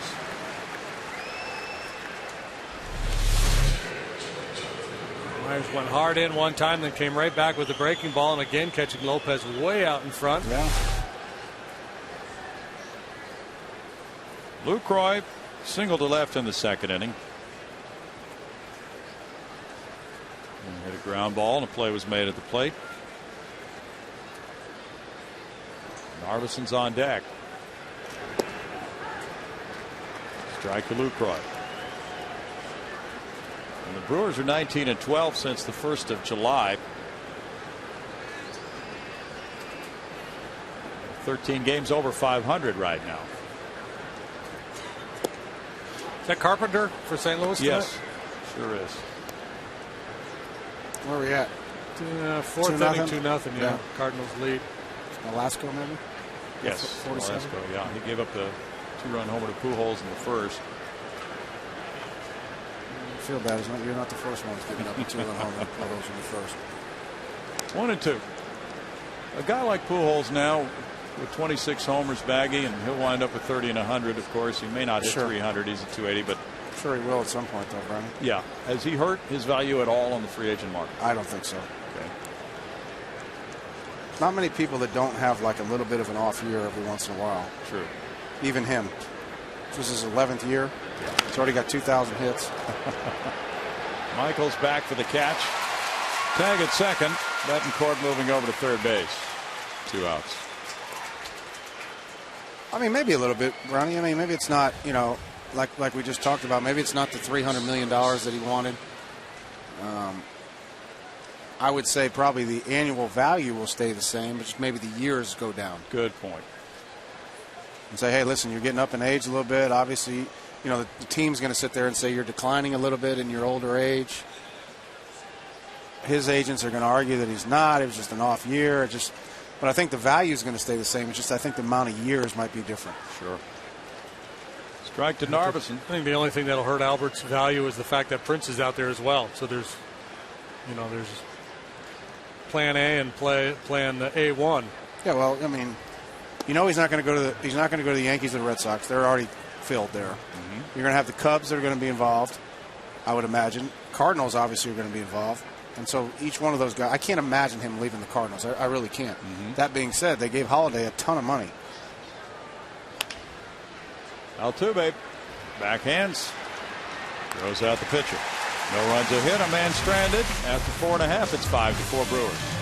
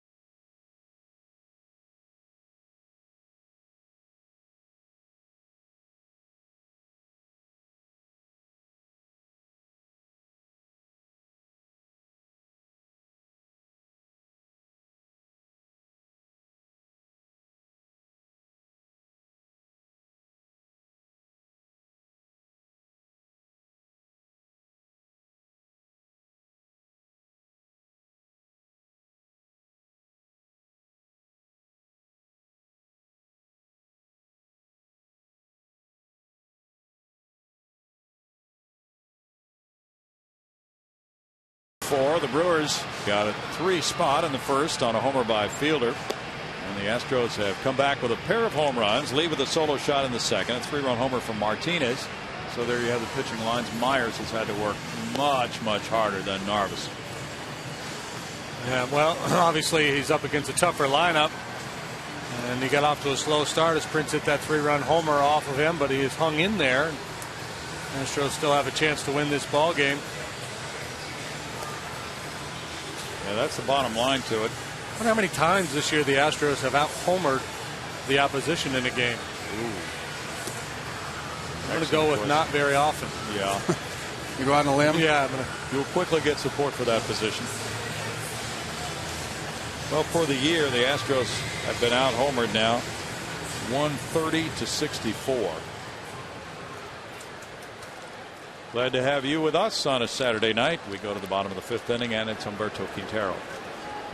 Hugh Singleton scored in the 3rd inning to run his hitting streak to 8 games now. 2 strike 1. And an 8-game hitting streak earlier this year. No, that was last year. They all run together. Yeah. That was May. That's some good stuff right there. No balls, 2 strikes. Can't remember back to May. I understand, buddy. I'm just happy to be here with you guys. Myers on deck. And Quintero's down on strikes. Narvison can dazzle with the off-speed stuff. 3rd strikeout. Myers put down a sac bunt in the 3rd inning. Narvison kind of comes at you in pieces. He draws that arm back and then strides, kind of hesitates before ultimately coming home. A little hesitation there at the top. Big cut there for Myers, strike 1. And there's he trying to out-homer him again, too. Yes, yeah. he is. Which he does every time he swings the bat. Narvison won 12 last year for the Brewers. Oh, look at Marison. Out into left center field for a looping single. That's his 6th hit of the year. We go to Greg Lucas. Hey, baseball fans, I want to remind you once again that Chevy is proud to support youth baseball leagues in your local community. And if you'd like to learn more about Chevy youth baseball programs, go to youthsportswired.com. Families having a good time on a Saturday night, watching a 5-4 game. That was hit number 4 for the Astros. Jason Bourgeois has struck out and popped a second. That's strike 1. Pretty good crowd tonight, too. Yes. Not bad, huh? Concert coming up after the game. Who's singing? Let's see. You too? You know, Marvin Sapp tonight, but U2 has been making the rounds. U2 was in Florida and also in St. Louis. Really? Tore up a field in both stadiums. Yeah, I saw that in St. Louis. Look at Bieber in here for you, Jeff. Not so much. And don't even bring that up in case my daughters ever could hear about that. Yeah. They keep writing "I love JB" and I keep on thinking it's me, but it's not me. Betancourt tossing, and then Lopez, the middleman, safe at first. Brewers are running off the field, and they did their job, but Bourgeois was too fast. Now, Adrian Johnson, the first base umpire, with the safe call, and I believe he got it right. And had he called him out, Millsy would have gotten the arguing for the cycle. He would have covered first base here. He's visited each of the other umpires, and Adrian Johnson would have gotten his turn, but he got it right. Sure, Gary Cederstrom would have been down there too, just to talk to him. Prince trying to steal it a little bit, coming off the bag, trying to influence the call. I'm not so sure what Prince is doing right now when he's up in front of the bag like that. I guess it's probably this left-hander like we talked about earlier. There's a shot. Right on through into center field. Altuve right on that pitch. Might have gone between his legs. He stalled at that one. He might have gone through him. Might have. I don't know how that didn't hit Narvison. He was scrambling to get out of the way. Sharply hit ball. Well, Those legs are moving quickly. Quick turnaround. The ball was behind him before he knew what he was doing.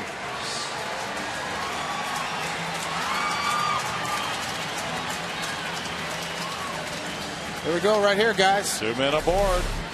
J.D. Martinez hit a 3-run homer in the third. It's our Coors Light Cold Hard Blast.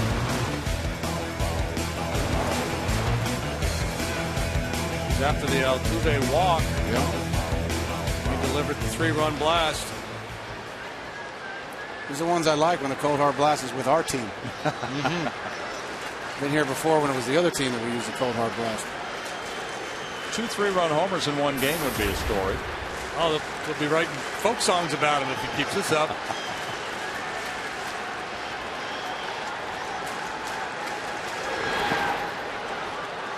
Let's look back at it. Change up in the middle of the plate.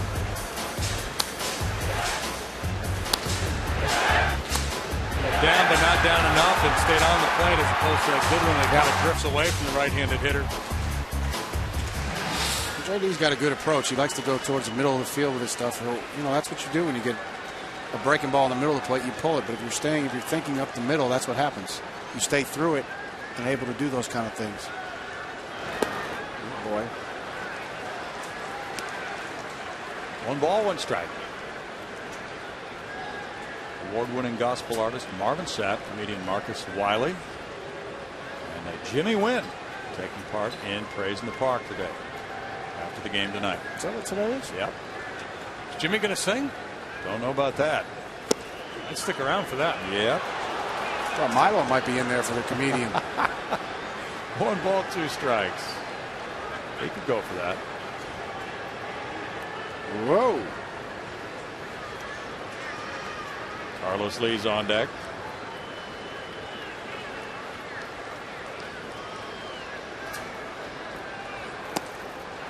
Too far out, and it's 2-2 to Martinez. 348, 341, 338. That's the kind of consistency. That's doing it right there. We don't find many guys in our organization doing that. In any organization, you find guys hitting that high of an average. Is that a predictor for you? I think so. I mean, if you're hitting 340, 350 everywhere you go, I mean, you can hit. I mean, that's just not accident right there. That's not like 20 at bats. That's a season.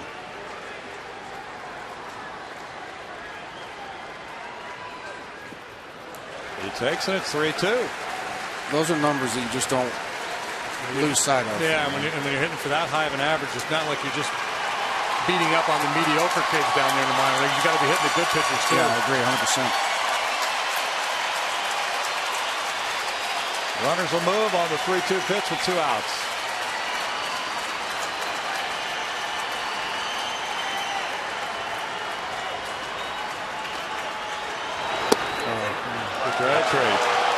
In the 5th, no runs, 2 hits, 2 men left after 5-4 Brewers.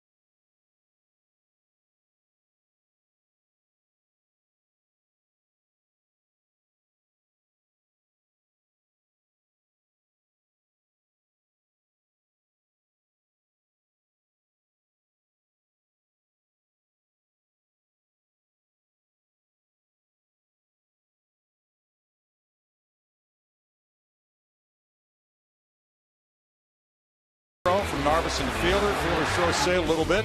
Betancourt put the tag down. Paredes was called out. Fox Mo showed us earlier. He really beat that tag.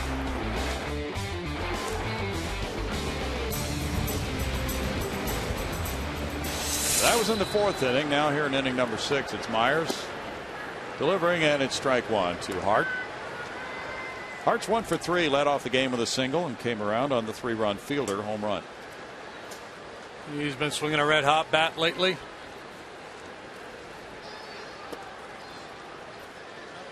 Brewer. Yeah, he is. Corey Hart does look like a Brewer. Back in the Harvey Wallbangers days, they had the Harry Brewers and the Gorman Thomas. And that crew, 2 balls and 1 strike. Harvey Wallbangers. Yeah. Those guys could hit. Yeah. Robin Yount, Paul Molitor, Cecil Cooper. Ben Ogilvie. Yeah, Benji.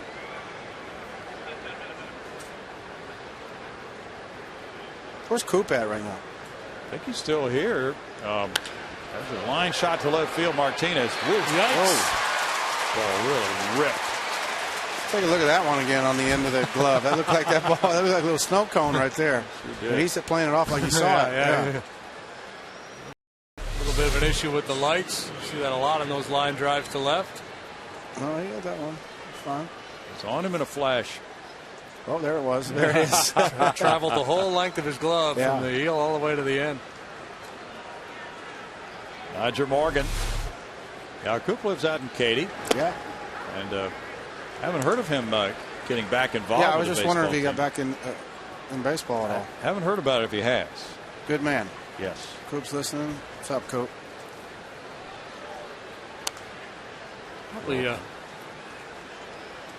Probably honing his golf game. Well, he was working on it a little bit last fall, but he's never gotten too serious about that.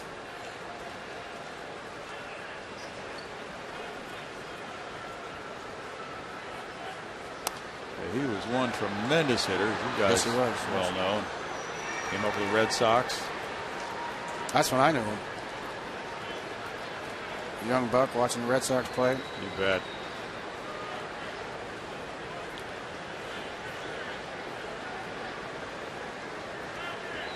Yes, could do no wrong, right? And, not for me. Yeah. Carlos backhands. Throwing to Myers, he comes down on the bag in time. He got his flush-to-mentals together, and that is out number 2. You got to go hard to beat T-Plush. Check this out with a bad hamstring. Yeah, you see the grimace as he's fighting it, but able to leave his feet, get the ball, and come down just ahead of Morgan. Watch the umpire looking at Nigel. Yeah. Watch him. So Niger obviously had something to say as he was going by too, not just with the calling himself safe, but he was probably being Adrian Johnson as he went down the line. Now you can do all you want. Mearsy's not coming out of this game, I promise you. 104 pitches, but he had to stretch it out with a hamstring to cover first there. Really put on that burst.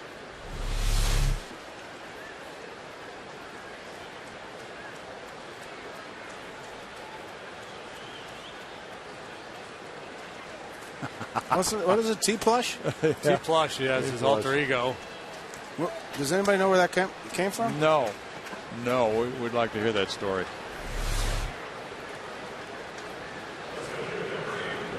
Well, you're right. He's still in the game. No, he's not coming out of this game. I promise you. 2 outs, and it's Ryan Braun is 2 for 3.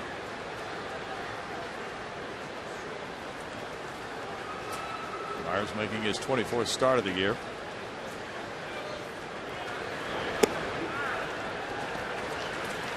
Strike 1. He is 1-6 at home this season.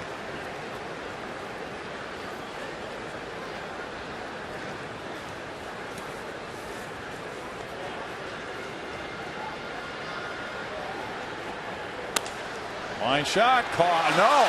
Barmes drops it, recovers, throws, and on 1 bounce, safe at first. He should have been out. He should have been safe. He should have been out. Yeah. Ultimately, he was safe. It's an error on Barmes. And Clint was charged with a throwing error in last night's game. Now not able to handle this line drive. He's played a very good shortstop this year. Just a little wobbly the last 2 nights. Braun stopped running. Yes. And Clint had probably a little more time than he realized, but you don't anticipate the guy not running, so he unloads in a hurry. And Carlos not able to bail him out. Now it's Fielder. And he grounds one inside the third base bag. Up the left field line, into the corner. Braun's going to try to score on this. Ed Cedar sends him home. Barmes with a relay, and it's now another run coming in for Milwaukee, number 6 of the night, to make it 6-4. No defense for that, guys. No. He's way out in front of a changeup. He's not trying to go that way.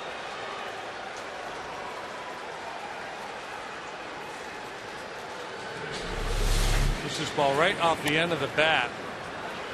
There's a whole lot of funky spin, but it trickles all the way down into the corner, and Braun runs well. Comes all the way around to score. It could prove to be a very important run. Hit number 11. Fielder now has driven in 4, giving him 83 runs batted in. 3 for 4, and there's McGee looking at ball 1. The run is unearned. The Astros have now allowed 60 unearned runs. What's that rate, Brownie? I think it is very, very high, if not the top figure in the league. Didn't check before the game tonight, but it's been ranking near the top. Yeah, it has to be. That's a lot. It's just a combination of things. David Carpenter warming up right now. Pitcher could pick up the team by overcoming an error, but then again, there have been a lot of costly errors too.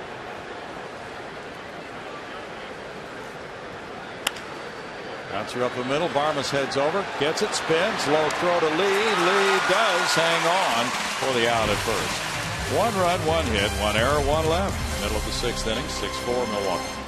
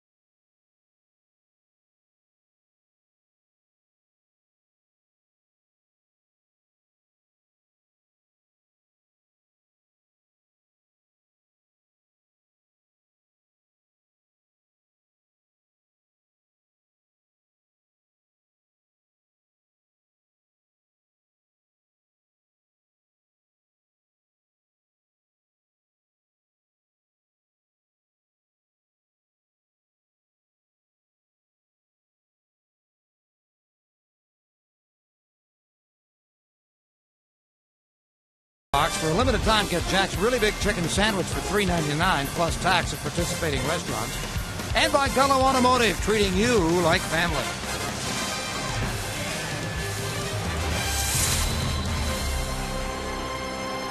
Six to 4 Milwaukee. The Astros come up in the home 6th inning with Carlos Lee leading it off. He homered in the 2nd.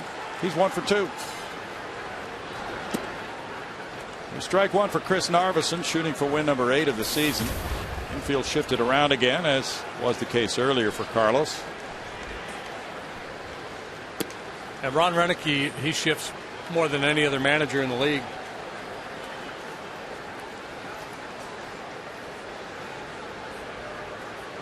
Coming from that like social angel school.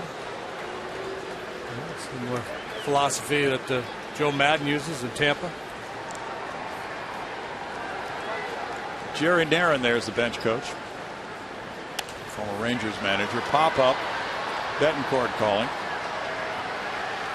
One down. Michaels is next. He's 0 for 2. Is there a stat on that, Jimmy? The shift stuff? Yeah. No, straight observation, Baggy. Just bearing down, paying attention. And the first when time did you start paying attention? The first time we went to Milwaukee this year, somebody said, "Hey, look, Renicky shifts more than anybody." You just picked up on it? Okay, I believe you. Okay. I'm not going to check any. All right, I'm going to go with that too. I'm not going to check any facts here. Amazing how quick he is, isn't it, Baggy?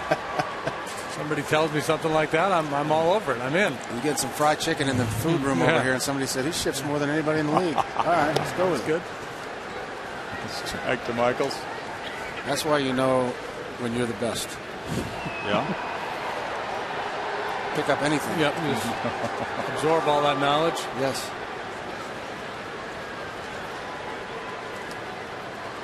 Takashi Saito's warming up for Milwaukee. And Michaels is hit by the pitch. There's a salvage right there. 0 for 2, take one off the shin on a bounce ball. Yeah. Q hit one on a bounce ball the other night. That might have been flush. Looks like it was flush on the left foot. Yep. And Jason's reaction basically says, "Of course.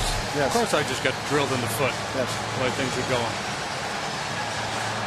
By the way, thank you. Yeah.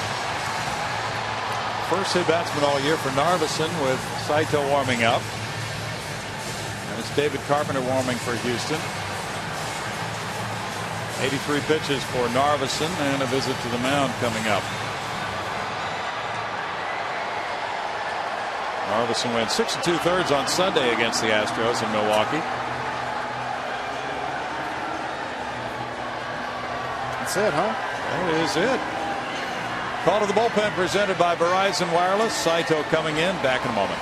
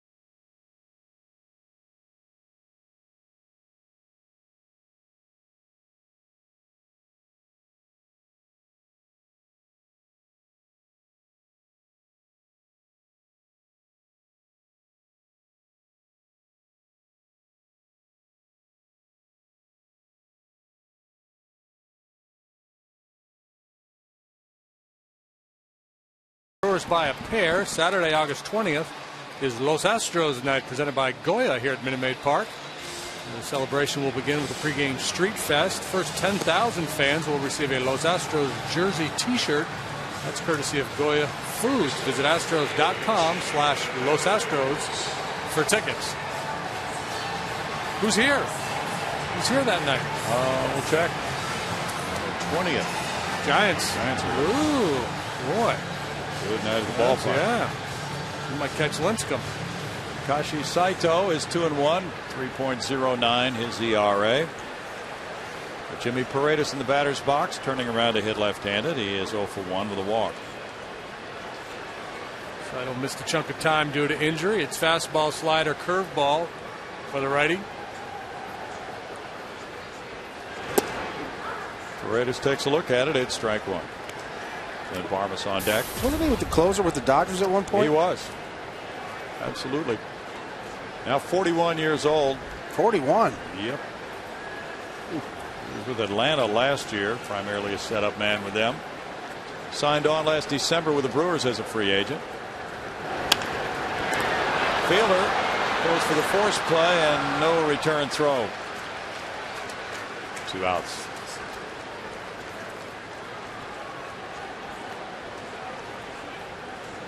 Clint BARMES to follow. He's 0 for 2. Clint's seen a lot of changeups tonight. Saito pitched twice in the series last weekend in Milwaukee and did not give up a hit. Hit Pujols, I know that. Yeah, that's true. Saito had 39 saves for the 07 Dodgers. He was an all-star that year. Is that what it was? Huh? Yeah. A 1.40 ERA, and he moved on to Boston. After 14 years with Yokohama of the Central League in Japan, in his career in the majors, 305 games, 84 saves. Very good bullpen now for Milwaukee. Saito and K-Rod and Axford. We were talking earlier about the Nasty Boys, the Reds, a very effective trio. You get down to 3 guys of that caliber or of this caliber with Milwaukee with a lead in the 7th inning, you're feeling pretty good about yourself. Obviously, it's working for them.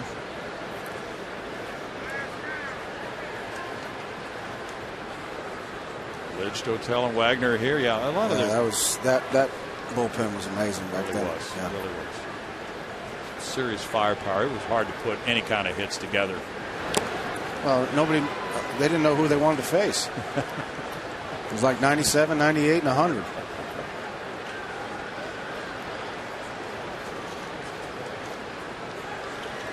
San Diego's pounding Pittsburgh 7-1 in the top of the 7th inning. You guys surprised Heath Bell didn't move? Yes. Yeah, I thought he was the most likely guy to move at the deadline. I figured he'd have some little Cardinals thing on his front of his jersey. I thought that would be a perfect fit for him. Yes. And they may have just decided, well, Mike Adams is actually somebody who's almost in more demand, so let's go ahead. If Heath Bell wants to sign and give us a hometown discount, keep him and trade the other guy. Right. Cardinals picked up Dotel. Lance Lynn got the save for them last night. Bell would have been a rental, whereas Adams is under control, so that sweetens the deal a little bit for the Padres, probably, in what you're getting in return. Yes. And then if they don't re-sign Bell, then they get draft picks. Now, where did Adams go? Into Texas. Texas, that's right. They got 2 guys next. They got Uhara from Baltimore. Yeah.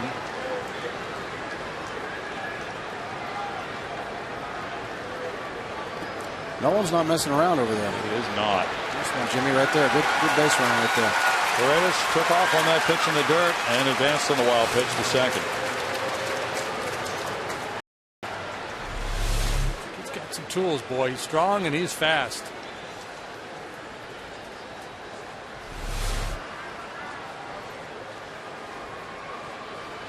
Now 2-2 to BARMES with the Astros down by a couple.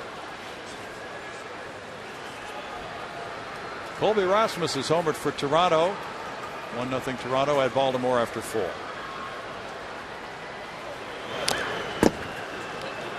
You had a chance to see much of Colby, Baggy? Colby Rasmus? Yeah. Kid for St. Louis? Yes. I've seen him a little bit. Looks like he's got some tools. Sure does. The only thing bad that he had going against him is I don't think Albert liked him that much. Okay. Guess he kind of got a little upset with him a few times about a few little small things that he did. Not the kind of guy you want to mess with when you're in St. Louis. Probably. Yeah, didn't get along with the manager either. Yeah. Other than that, though. Other than that. It's very popular. Yeah. 3-2. Didn't get along with Albert, didn't like the manager, and didn't like Anheuser-Busch products. Yeah. Drank Miller Lite. That's probably a quick ticket out of St. Louis. Trifecta. Actually, he went to Toronto, so he was drinking Labatt's. Yeah, there you go.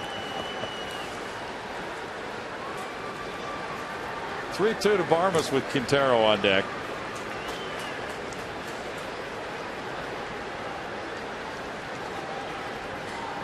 A turn back towards second. I love when catchers do that. They pat their glove inside like you want to make them think like you're going inside. Like, we don't understand what you're trying to do. Okay, whatever.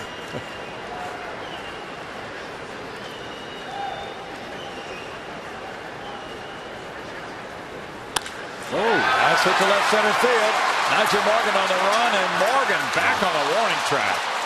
Excellent catch. In the 6th inning, no runs, no hits, and a man stranded for the Astros. Morgan's catch keeps the Brewers in front, 6-4.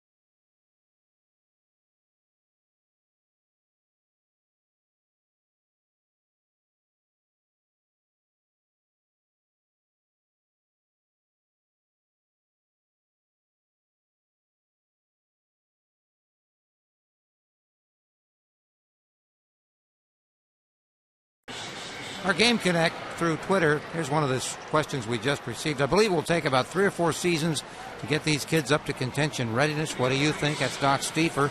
And I'll just toss that one right up to you in the booth to mull over. First of all, let me mention that you can be part of Game Connect by going to foxsportshouston.com and then clicking on the little note that says Game Connect. You can email, you can tweet, you can read stats from what's going on in the game. What about it, guys? 3, 4 years with this group, or will we have this group and then there'll be some others and there'll be a mix of different players? There'll be a mix that will change based on what you're looking at now. That 91 team, Baggy, that we talked about was an uncommonly talented group. We would not expect that, but it could happen. Sure, there's no reason why you can't think like that. Obviously, the guys that are on that team and the young guys have pretty successful careers. Here's hoping right here that we have the same kind of thing that's going to happen here in 2011. Doesn't happen all the time, but these kids are going to get a shot. There's no pressure on them. They just got to go out and play. David Carpenter on the mound. J.B. Shuck in right field. Shuck batting ninth. Jason Michaels leaving the game with Carpenter, the 5 spot in the order. And that's banged to left field. A line shot by Betancourt. Hits it off the wall. Martinez plays it back in. A single, and he is 4 for 4. Better stop throwing him strikes. Yeah. In the other ballpark, it's extra bases, but that gets out to the Crawford boxes in a heartbeat. And well played here by Martinez. And Betancourt has to slam on the brakes. Betancourt did something in Milwaukee last weekend that I've never seen before. A little funky route there going down the line. He checked his swing and appealed to the first base umpire himself all at the same time. Ever seen that one before, Baggy? What? He checked his swing, and then he appealed to first base. He pointed to first. Yeah, it's like, please call it a strike. Yeah, give me a no swing before the guy behind the plate rings me up. Lopez, the batter, he has an RBI tonight, 0 for 3. Or either that was like a guy in the NBA that commits the personal and then puts his hand up. Yeah, that was me. I don't know. I guess I don't. That is kind of funny.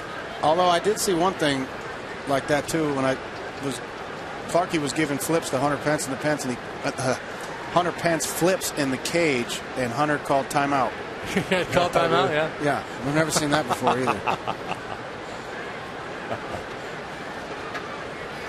Betancourt takes off. There's a bouncer to third. Paredes to second. Out there and out at first.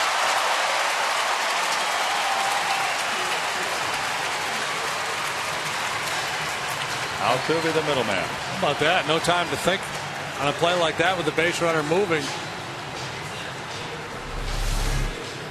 Ron Renicky plays a little hit and run to stay out of a double play. And the Astros get one anyway. Betancourt not doing a very good job getting after Altuve there. Probably figured he had a chance to beat the play. Was thinking more about that than upending a guy making a pivot. Could have been. 5-4-3 for the 100th double play for the Astros. Lucroy the batter. So Hunter was under the impression that he needed to call an official timeout there for Clarkie. Yeah, he needed timeout in the cage. Okay. Clarkie probably should have called the technical on. No, sorry. No, Clarkie just threw everything down. He said, "I'm done. I'm not doing this anymore." And if anybody knows Clarkie, you can understand. He just said, "I'm done. I can't do this no more." 2-0. Hunter was all flustered.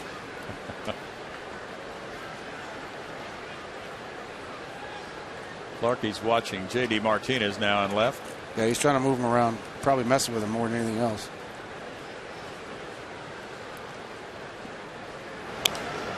Foul back. Brett Myers in 6 innings allowed 11 hits, 6 runs, 5 earned, 1 walk, 5 strikeouts through 110 pitches, 75 strikes.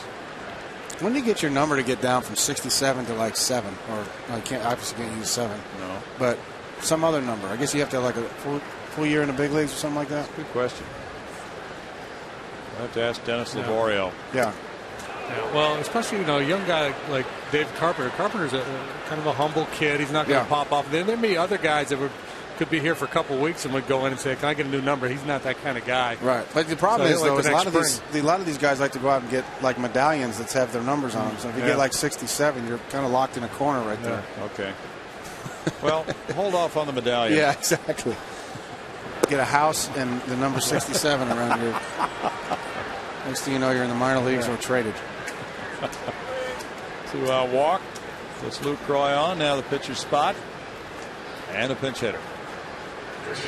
What was your first number, JD? Well, ironically, my first number when I got called up to the Yankees was either 66 or 67. I think I had one. I got called up. Was that the year or was that? No, that was that was their level of expectations for me to stick around. That's beautiful. He said, "Here, take this linebacker number." Yes. And go try to beat Lamar Hoyt. Now you're really dating yourself. Not to mention these pants that don't fit. Just shut up and go pitch. And what'd you do? Shut up and go and pitch. Yeah, well, shut up and went and pitch. Yeah, I was 66 when I got called up in '84, and then I went to camp the following spring, and I was 67. So I was actually moving in the wrong direction. Yeah, you were moving up. Yeah. Not in the rotation, but up in the depth chart. Greg Counsell got a pinch hit last night. That snapped the 0 for 45. They tied the longest in the majors since 1900. So that was a relief for him. 2 balls, no strikes. Say that again, Brownie? He was 0 for 45 until he got a pinch single last night. That tied the longest 0 for by a position player. By a position player, yeah, I was going to say. I should have said that. Yeah, because there's a bunch of pitchers that I know have been there. Sure. Bob Buell. And the nice part is the Astros have put that up on the board so Craig can look at that. Yeah, it's up there right now. Yeah. But Dave Campbell had gone 0 for 45. I mean, they put an 0 for 45 up there. Might as well just say nobody loves you either. Yeah. 30,565 paid attendance. Yeah. Strike to Counsell. And it's 3-1. You snapped an 0 for 45 and your feet are too big. Just point out all his flaws. Yeah. Saito at 2/3 of an inning allowed no hits, no runs. Narvis in 5 1/3, 5 hits, 4 runs, 2 walks, 4 strikeouts. Well, a pinch walk now for Counsell. First and second for Hart. Counsell knows which way to go. Usually going back left. Doug Brocail out to mound. Baggy, you were asking about unearned runs. The Astros lead the National League. They've allowed 60. They lead the National League, yeah. But it's kind of interesting to check some of the other teams. Phillies have allowed a lot less than that. You know, you look at the pitching staffs like the Phillies, they don't walk very many. The concentration of the fielders got to be. Well, and the Phillies might give up 1, but they don't allow 3 or 4 just because of their rotation, and they can get 4 outs in an inning instead of just having to get 3. They've allowed 19 unearned runs. Yeah, that's amazing. Now, we're making fun of Counts a little bit right there, but he's been a heck of a Major League Baseball player. Really has. He really has. He's been on some great teams. He's been an integral part in all those teams of winning the World Series. 1-1 with the Diamondbacks and 1-1 with the Marlins. Very, very good player. I feel bad for him to have to go through something like that. It's been tough sledding for him. Fulchino warming up for Houston. Hit by the pitch hard. And the bases are loaded. Carpenter struggling with his command here, pitching himself into a bit of a bind after the double play. 2 walks now hit batter to load the bases, and he's got T-Plush coming up, and then it's Braun and Fielder, so he better find it in a hurry here. T-Plush. Did you ever find out, Jimmy, how we got to T-Plush? Tony Plush is his fictional character, his alter ego. I don't know where he came up with it or why. I think that's a better question, is why. We'll have to get to the bottom of this. Maybe not tonight. Yes. Brad Mills will go to the bullpen. Morgan due up. He's moved in the left-hander. Sergio Escalona, 6-4 Milwaukee. Back in a moment.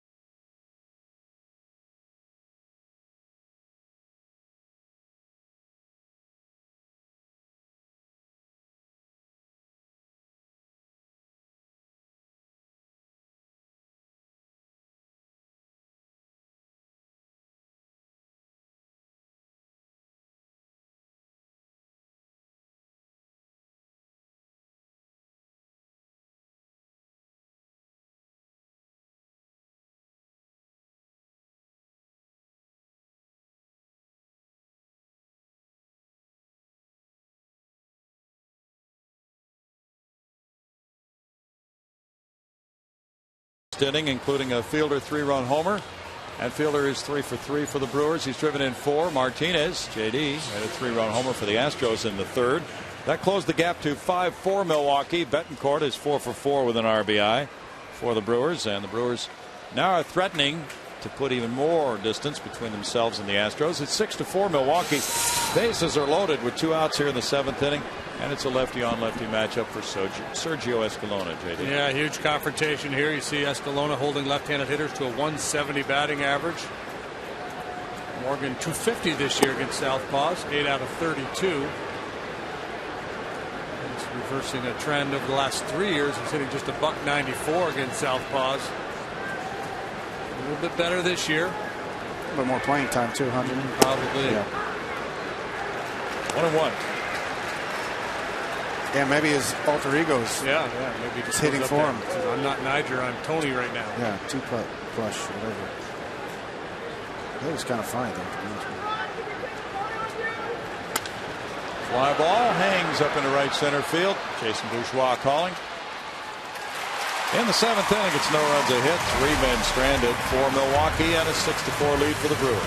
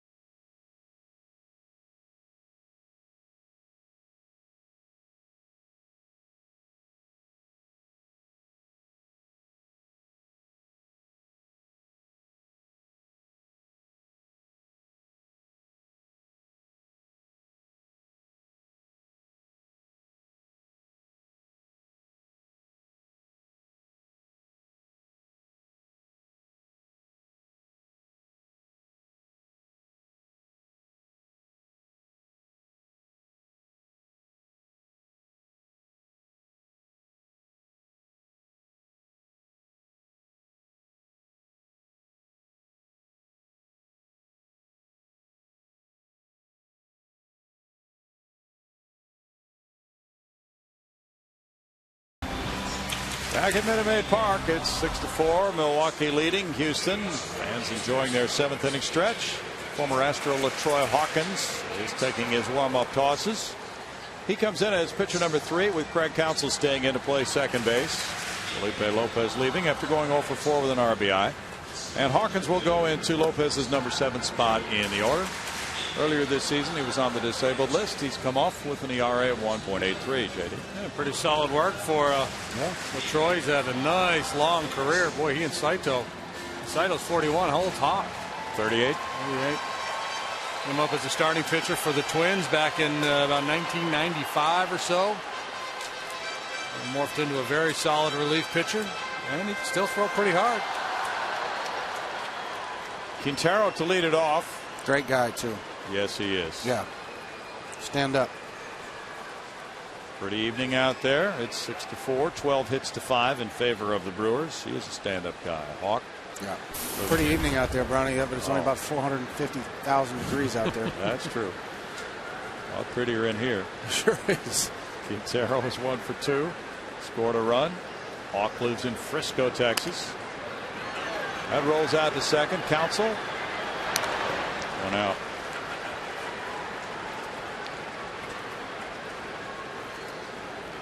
Axford, the closer, has done a very nice job for this Milwaukee club. 3rd in the league in saves with 31. He's converted 28 in a row. Now Schuck, who got his first major league hit last night and then promptly stole a base. How many in a row, Brown? He's made, let's see, he's got 28 saves in a row, Axford. Wow. Pretty solid. Yeah, it is. So you're saying we got a chance? Absolutely. It's about time. Schuck had a nice line drive to center last night. You've seen this guy a few times, Baggy. Yes, I have. Seen him a bunch. What are his strengths? Well, he gets on base. He hasn't hit for a lot of power. His strength is hitting the ball the other way is what his strengths are. Schuck, an Ohio Stater. Yeah. He hadn't played right field until he got here last night. This year, anyway. Well, he's been with Gaston most of the time, and Gaston usually plays right.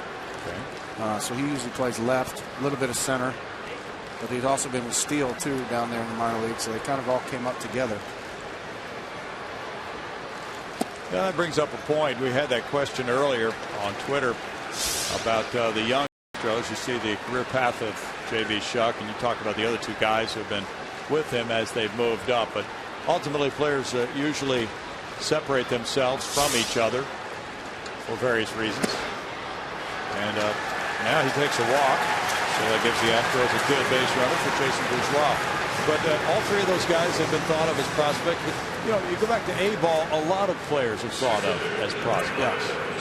Yeah, and they are. And, you know, you go down the list and everybody thinks this is going to be our guy. But you know what? You have to keep progressing as a player. You can't, you know, you get into the organization, that's one thing. But then you just got to keep progressing. You got to keep getting better. You got to make adjustments. It's a little bit different playing in Double-A than it is playing at Ohio State. I promise you that. So you got to keep making adjustments, and the good players are the ones that can do that.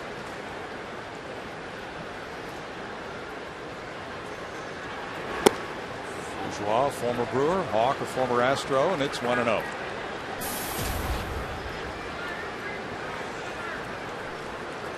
Altuve on deck. Hawkins was drafted by the Twins in '91. JD mentioned came up in '95 as a starting pitcher with Minnesota. Outstanding high school basketball player from Gary, Indiana. He was up against Glenn Big Dog Robinson in high school. Ooh, no kidding, huh? Whatever happened to him? I don't know.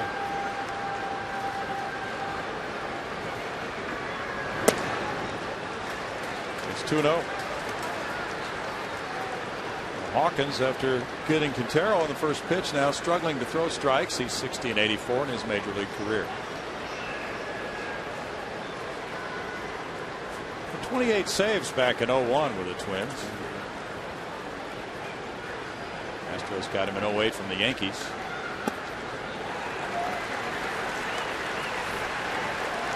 And he is really struggling now. 3-0. 7 straight balls. Wilton Lopez and Jeff Franchino are watching from the bullpen. Did he just go out there 2 pitches ago? Yeah. Like it. Couldn't possibly tell him now. You're hitting your heel? Well, you're not getting any better. Yeah. Fix it. Hawk's been in the league for 100 years. Exactly. Just go on back there. See what happens when you listen? 3-1. Hawkins worked a perfect 8th inning on Wednesday against St. Louis. He's had 5 straight scoreless appearances.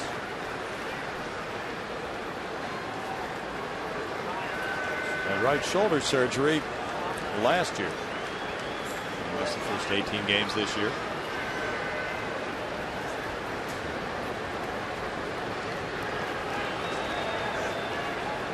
Having a Hawks calves. Not sure.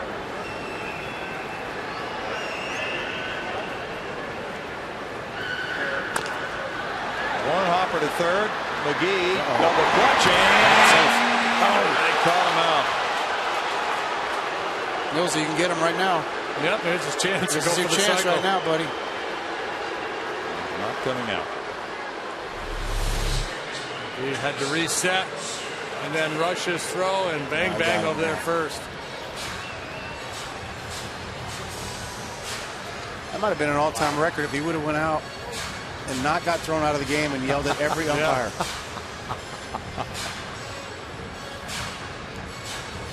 Fielder with the stretch. McGee just barely regrouped to get him. Now Altuve. He's walked and singled. San Diego's pouring it on. 12-1 at Pittsburgh, top of the 8th. Francisco Rodriguez is warming up for Milwaukee. Atlanta 5, Mets 4, top of the 4th at New York.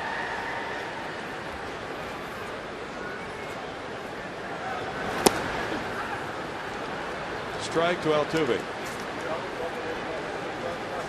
They lose 2-4-1. They've played 6 in Florida. Jose was about, 6 years old when LUCROY broke into the big leagues? Sounds right.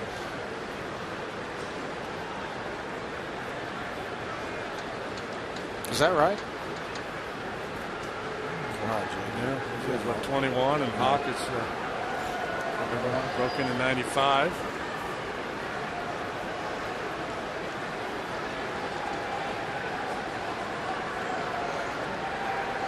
JD Martinez is on deck.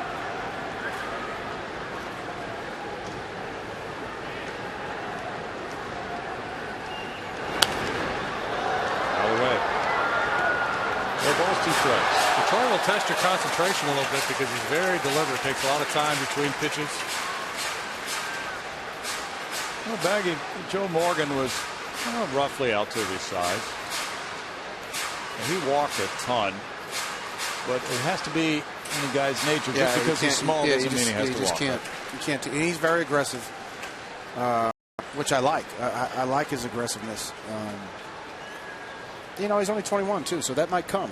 You never know, but certainly he's always been probably been downed upon because of his size. He's swinging his way out of it. He is. To right field. Corey Hart in for the catch. In the 7th, Lorenzo hits and a man stranded, moving to the 8th, 6-4 Brewers.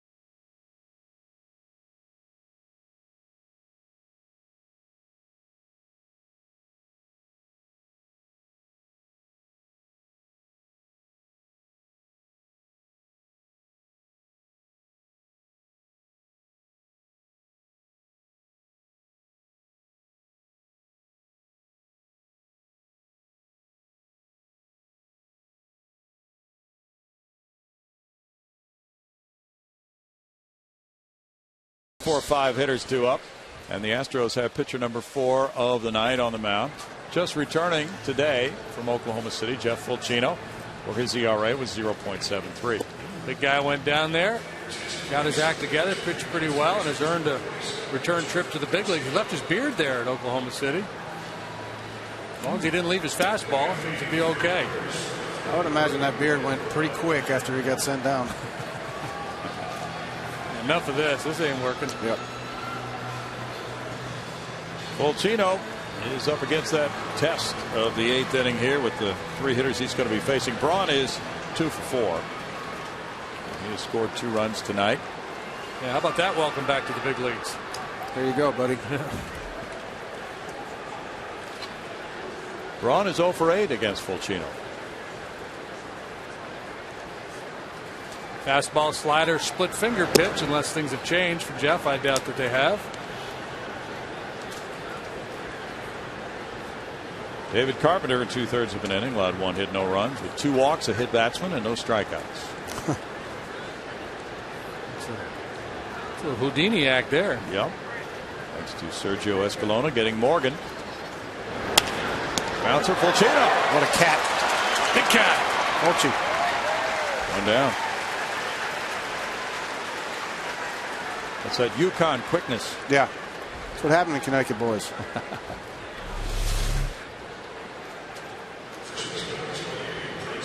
Okay, I throw the ball overhand to home plate, but I'm going to go underhanded to first. Yes. You pitchers are a strange breed, JD. He's on the move. Look at that, like a goalie. He was on the move. Fielder looks at it. It's ball 1 to him. He has 3 hits, 4 runs batted in, and a walk.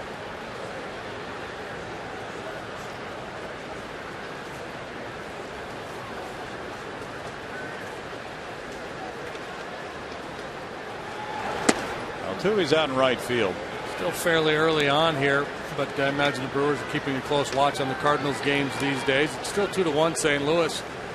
And home run pool is hitting the first, holding up 2-1 after 7 in Florida. Chris Carpenter still pitching for St. Louis.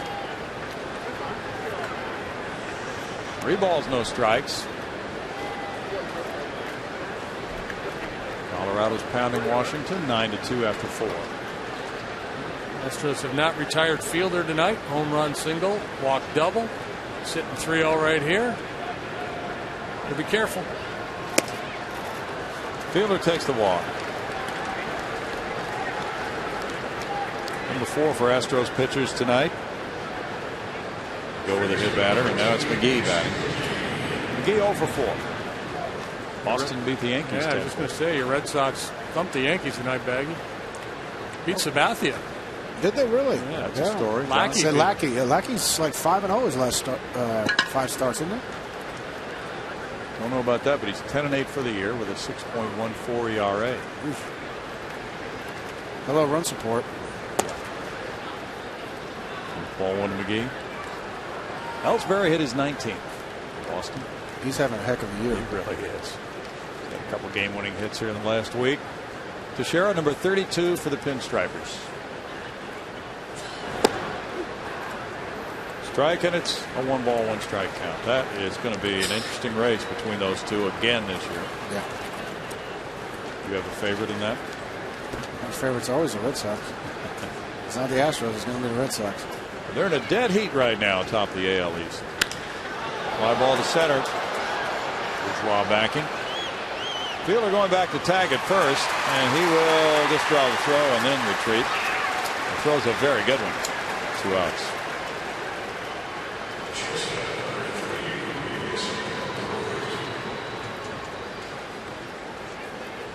Good heads up play by Fielder. Going back to tag anyway, giving himself a chance. Catches Bougie flat-footed. Yeah. Watch the throw in the air. If he brings him off the bag a little bit, he can get in there.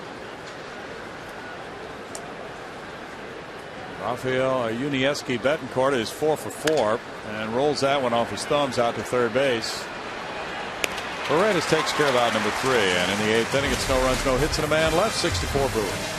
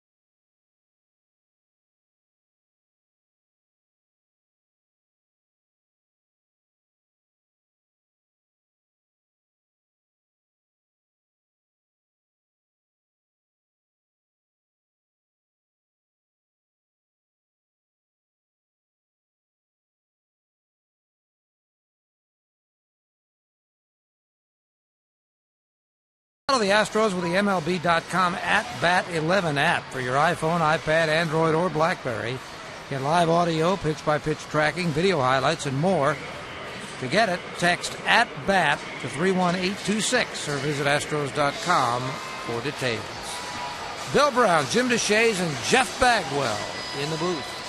Thanks, Greg. We have changes now for the Brewers. Jerry Hairston Jr. takes over in center field, and Nigel Morgan has moved from center field to right field. Corey Hart coming out of the game, and he was hit by a pitch on the 7th inning. Maybe that's the reason he's come out. Francisco Rodriguez comes in to work the bottom of the 8th inning. Martinez, Lee, and Michaels due up against a pitcher with 23 saves who is now setup man. Rodriguez is he's kind of morphed into a guy who really throws a lot of breaking balls, curveballs, and a good changeup. Yeah. He came into the league with the Angels back in 2002. Real hard thrower, fastball slider guy then. He does not blow you away with his fastball. He used to, as you mentioned, when he came up in 2002. He was really something in the postseason with the Angels. He won 5 games in the postseason that year. Yeah, after what? Just a couple of innings with a big league club in the regular season. That's right. 5 innings in the regular season. Wow. He was quite a sensation. Proof again that experience is overrated. What Doug Rader said, if you needed experience, nobody would ever walk. Somebody had to be first, right? Well, according to Carl Everett, nobody ever did. Here we go. It's always comes down one time in the telecast. No balls, 2 strikes. Someday I hope Carl goes up there and examines those footprints. That's line to right field. Morgan over. Whoa! His fundamentals almost fell apart on him. 1 out.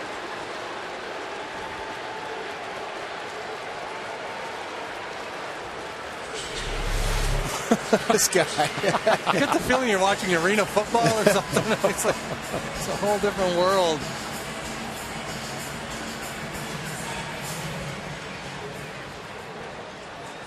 One out, and it's Carlos Lee.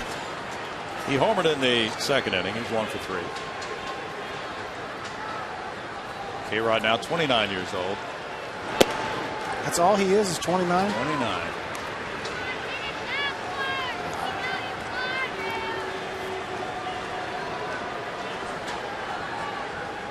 Well, after he left the Mets, they reworked his contract because he had incentives for next year. Brian Bogusevic is in the on-deck circle. That relieved the Brewers of having to pay those. Line foul. Yeah, if he had finished a certain number of games this year, a huge incentive would have kicked in for next year. Brewers, nobody really wanted to be shackled with that, so everybody was hesitant to make that deal. But Rodriguez willing to waive it, and that will allow him, if the opportunity presents itself, to finish games. I mean, if that clause was still in effect, I don't think the Brewers would use him in the 9th inning very much at all, regardless of what's going on with Axford. True. But I think it was astute for him and his agent to waive that, because now, as you say, if there's a problem with Axford, he can go back to closing again, and that would help his value for next year. Absolutely. Things get complicated.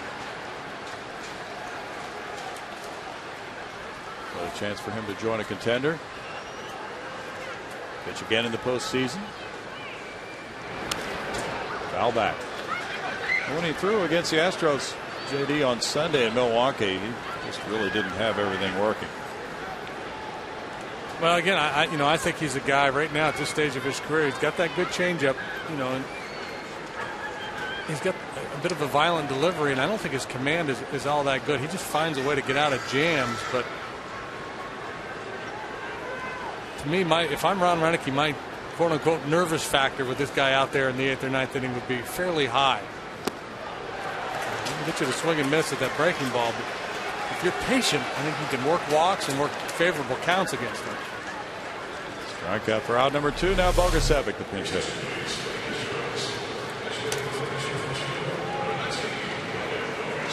There's a lot to look at, though. He does. Big leg kick and comes flying off towards the first base side. Now Bogusevic, a 209 hitter with no homers, 1 RBI. And 6 for 22 pinch hitting with an RBI.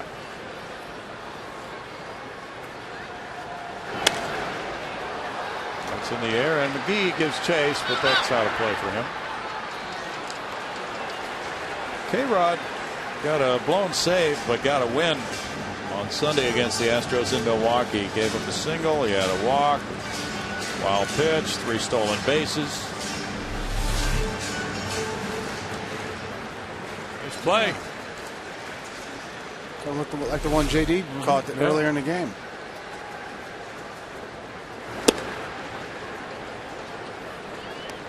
One and one to Bogusevic. Been up and down with the Astros in Oklahoma City this season. Corey Hart left the game with a left hand contusion after being hit by that pitch in the 7th inning. Good changeup right there. It's the kind of changeup that makes you think he might be better against lefties than righties. Yeah.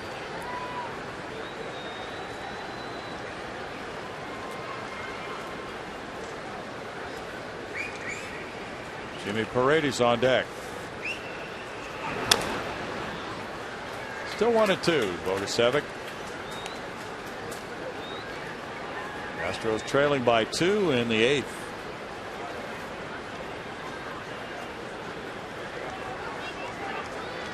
Cleveland and Texas are scoreless. They're in the top of the 5th at Arlington.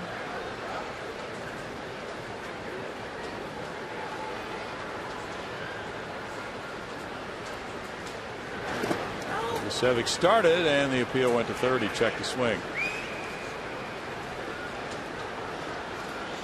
2-2. Left-handed hitters are 4 for 18 against K-Rod since he joined the Brewers.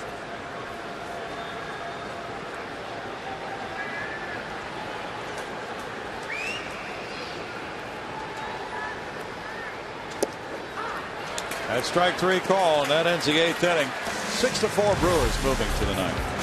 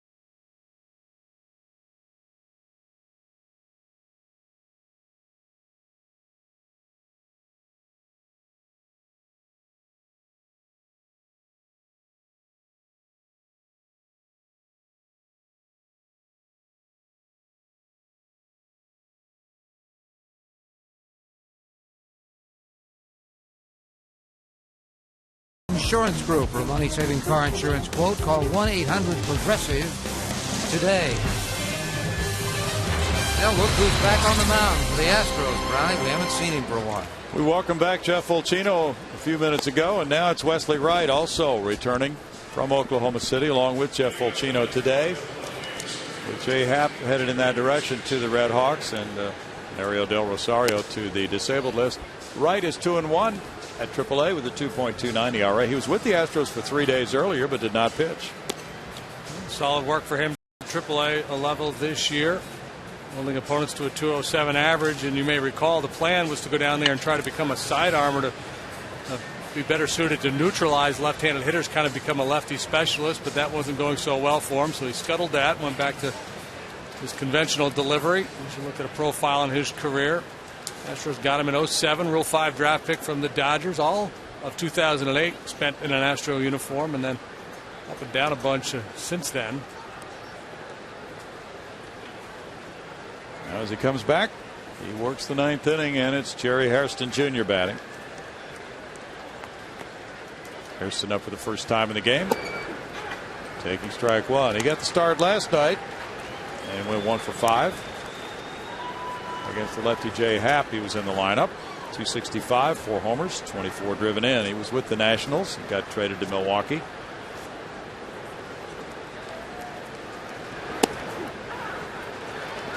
He looks at strike 2.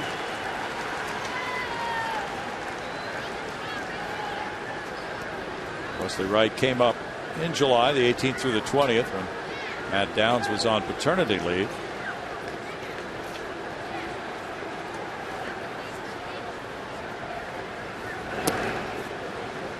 It's a 1-2 count for the Astros in the bottom of the 9th. Paredes, Barmes, and Quintero are due to bat. John Axford's warming up, the Milwaukee closer. Astros, if they don't get it done here tonight to avoid the sweep, we're going to have to beat Zach Greinke, who's been throwing the ball very well for Milwaukee. Bud Norris goes for the Astros tomorrow afternoon. Then it's off to the desert for 4 with the D-backs, who are currently trailing the Dodgers 3-2. Diamondbacks not able to take advantage of the fact that the Giants are playing the Phillies this weekend. Not yet, anyway.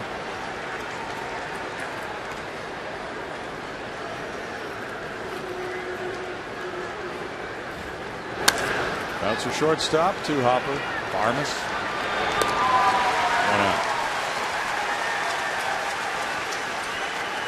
30,565 tickets sold for this Saturday night game. Stick around for the concert afterwards. I'd love to see an Astros win before that. And Wesley Wright is going to try to get 2 more outs and keep it at a 2-run deficit for the bottom of the 9th. Jonathan Lucroy, the batter. Greg Counsell's on deck. Lucroy has a single and a walk tonight. Greinke has 5 straight quality starts. Yeah, and I think they've been a lot better than quality, too. They've been, for the most part, very, very good. ERA below 2 over that stretch. You're right, 1.71.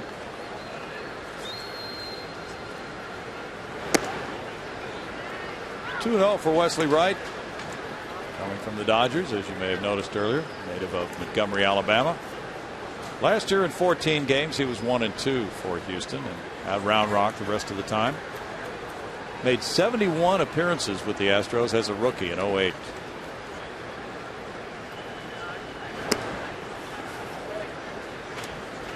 It's 3-0. Fernando Abad was one of the lefties in the bullpen earlier this season. He had some arm problems, went on the disabled list. He's now back at Oklahoma City. So with Wright here, Brad Mills again has another lefty besides Escalona. Right now the roster more balanced than it's been all year. A couple of lefties in the pen, a couple of lefty bats on the bench. That hasn't been the case most of the season. True.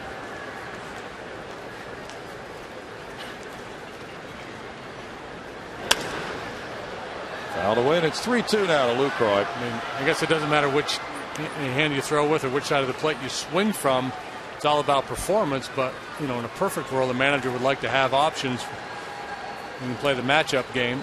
And Brad Mills right now has a little bit more at his disposal.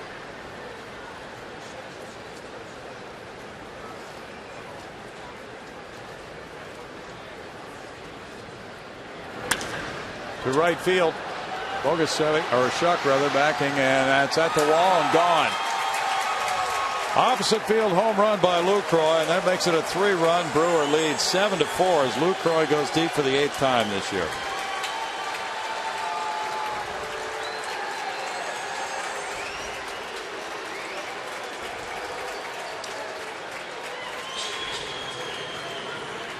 47 runs batted in for the Milwaukee catcher. We talked about him earlier, how he's been a nice fit for this club, providing support for those boppers in the middle of the order. Craig Counsell looks at strike one. Baggy, you remember that game when Counsell was with the Marlins and he was hit by a pitch by C.J. Nitkowski in the face? Yeah, I do. Boy, it's amazing. Trying to hang in there and stay through it with a lefty and never saw it coming. He didn't even go down. He just stood there and he had blood dripping out of his mouth. Yeah. He's a tough kid. He really is. Say kid, I don't know how old he is now. Look, he's just shaking his head right now. He said, I just went 0 for 45. Now I'm following balls down the first baseline.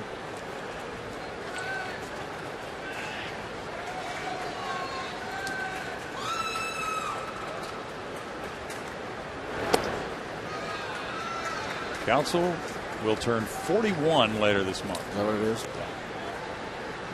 1 or 2. Not too many guys, position players, still playing at age 41. And somewhere during that 0 for 45 stretch, he's like, what am I doing still playing baseball?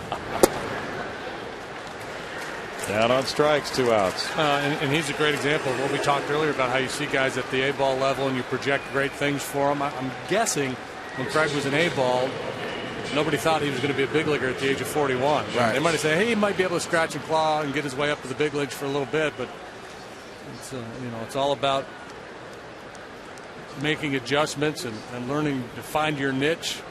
Yeah, that's the word right there. And being mentally tough too, because obviously this is the worst downturn of his career, but I'm sure he suffered others before, and you just got to battle through it. Yep.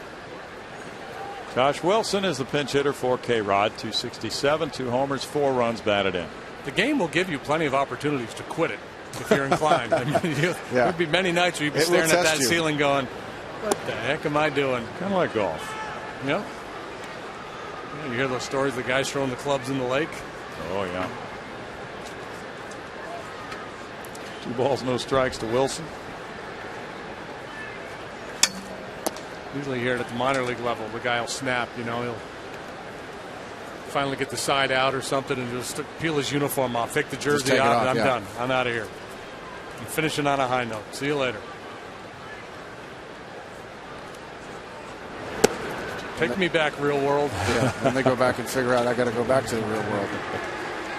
Ball 4, and it's Nigel Morgan. Aggie, you probably heard this one, but it was in a book written by George Plimpton, who spent a lot of time hanging out with golfers, and there was a guy who was playing the 18th hole, and by that point he was just fried. He wasn't doing anything right. He hit a ball in the lake.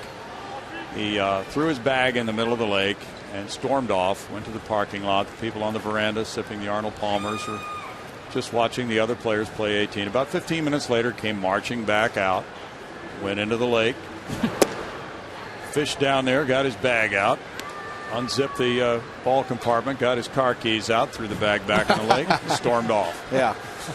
Sometimes you forget what you're doing after a while. Whoops, I need those things. Blind rage takes over.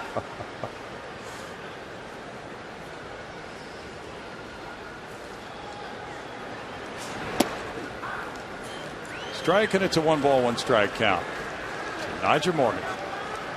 There's a story by Brian McTaggart on MLB.com that the Astros have presented Buddy LeMuth, the pitcher who was paralyzed in the diving accident, with a new wheelchair accessible van today. That's nice. Yes. It's a gift from Drake McClain and the Astros in Action Foundation. They drafted him in the 40th round from San Jacinto College. He was here last homestand. Right, I saw that in the paper.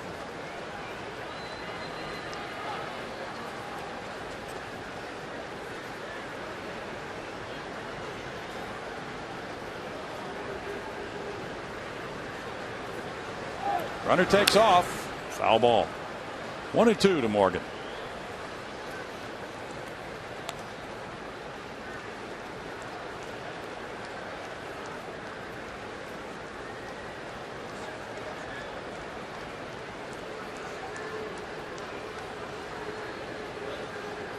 Milwaukee trying to go 64-50 to this point, and looking like maybe pulling away from some teams.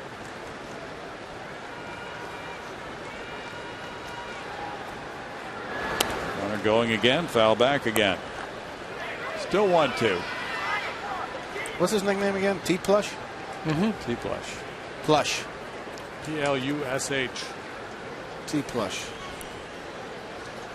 I got to get an alter ego. Why didn't you come up with one when you were Everybody playing? needs an alter No, ego. everybody needs a guy too, like a guy that takes your bags and all that. True. All the Yankees guys, those guys got guys. Okay.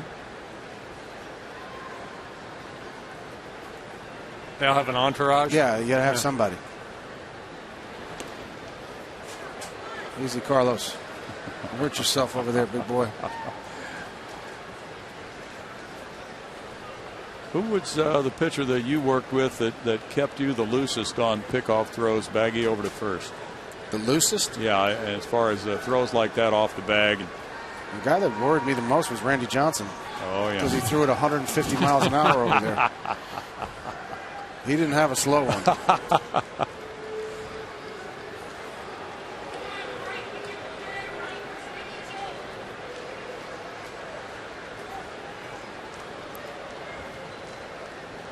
That was some kind of fun, though, in '98 when he was pitching those games in the Dome. It was amazing.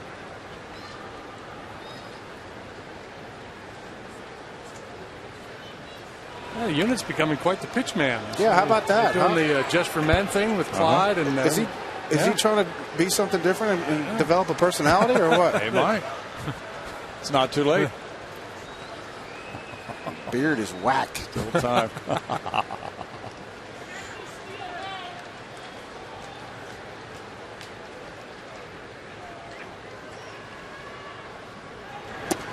Swing and a miss. And that's the inning.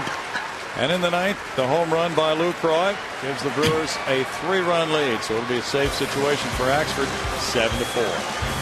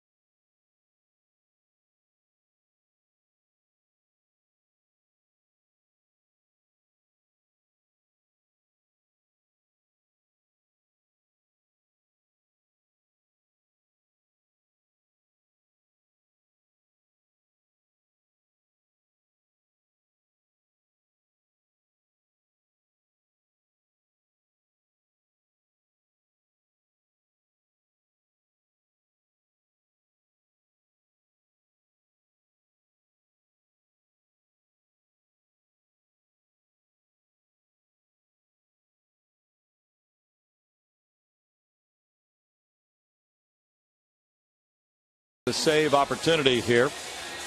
Axford comes in to work the bottom of the ninth inning.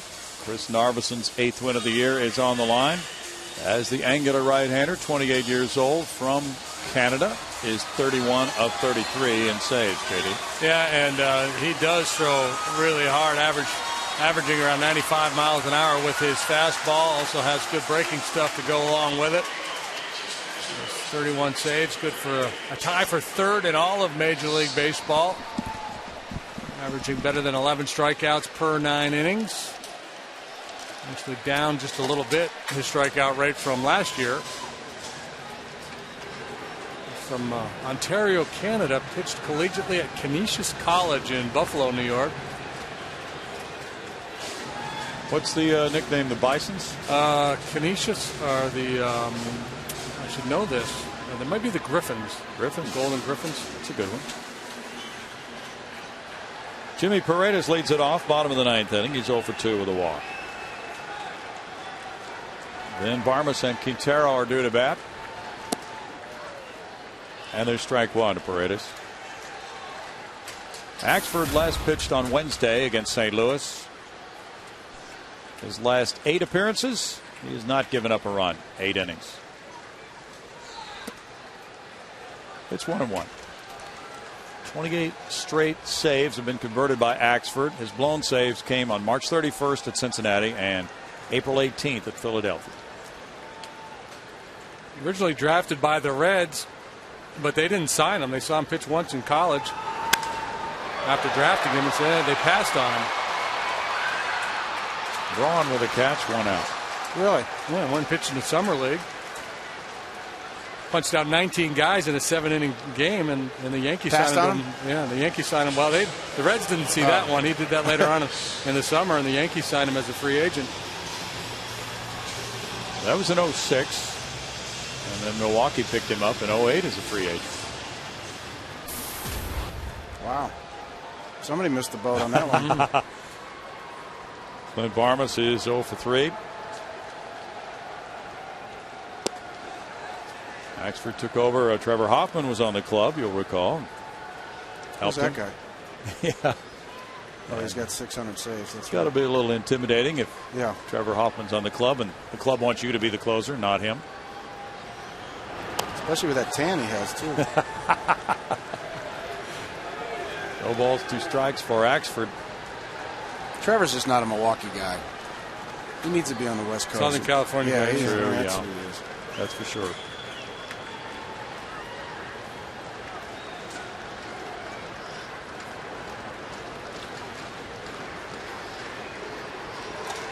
T-plush. Fly ball left field. Braun watching it, and that one will reach the seats. Home run for Barmes, number 8. 7-5 game. Third long ball for the Astros tonight.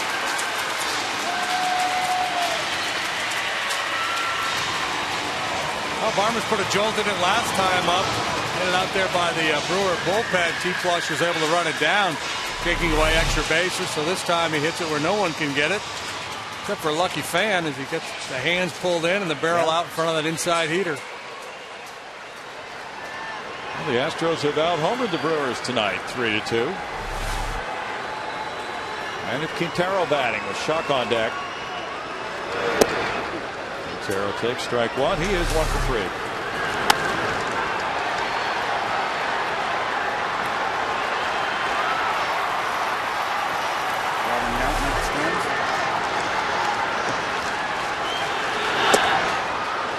It's 0-2. 6 hits for the Astros and 5 runs, including a 3-run homer by J.D. Martinez in the 3rd.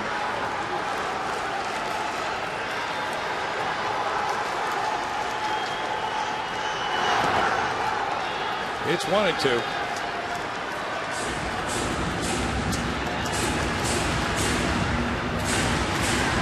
Francisco Rodriguez worked a 1-2-3-8 with 2 strikeouts.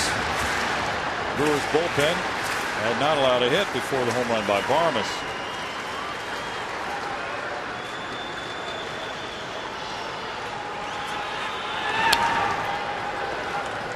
Still 1-2.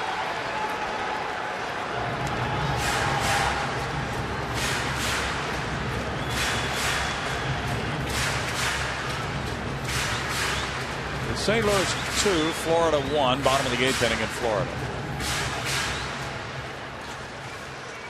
The way things are looking, the Cardinals are going to need to win to stay 3 games back of Milwaukee. And those 2 teams will meet after this series.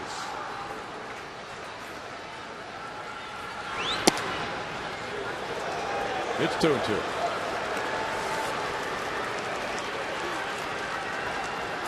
Milwaukee is 6-3 against St. Louis this year. Brewers are 29-18 within the Central Division.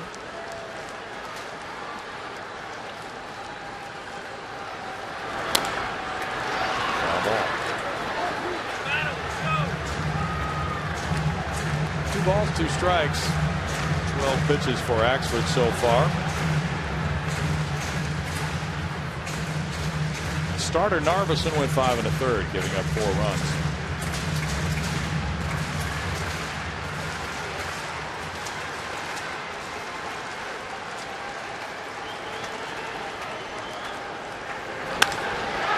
Fly ball to center. Hairston. 2 outs. Shuck, who walked in the 7th inning, will come up for the 2nd time.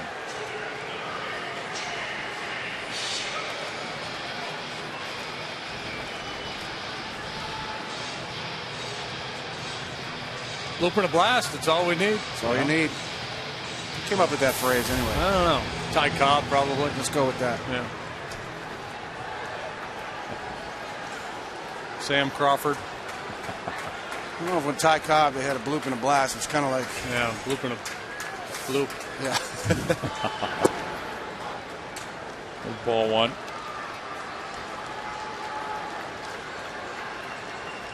Axford last year set a Milwaukee rookie record for saves with 24. He blew 3 last year.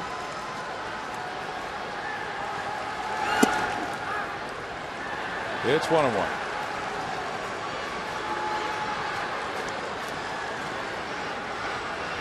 Dodgers 4, Arizona 2, bottom of the 6th at Arizona.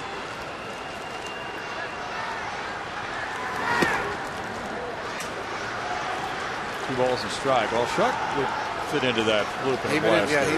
Well, not the blast part, but the bloop part. Yeah, so that's his job to get on base here. Actually, we're probably going to have to go bloop, bloop, bloop before we get the blast. Okay. Yeah, that's where we run home. Yeah, Boozy. I don't want to cheat him. Foul ball. 2-2. He's sitting right there at 95 miles an hour, pumping that fastball. He's got that 2-run cushion to work with.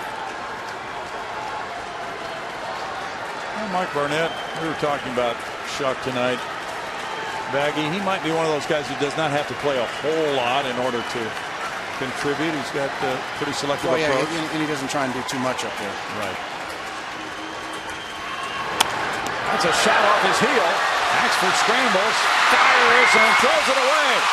Shuck hits for second. He might be able to get to third. Dave Clark saying, come on down. Nitro Morgan with the throw, and he is out. Can't go to third there. Can't go to third with 2 outs. And that's the way the game ends. As Morgan unleashed to throw to third base for the final out.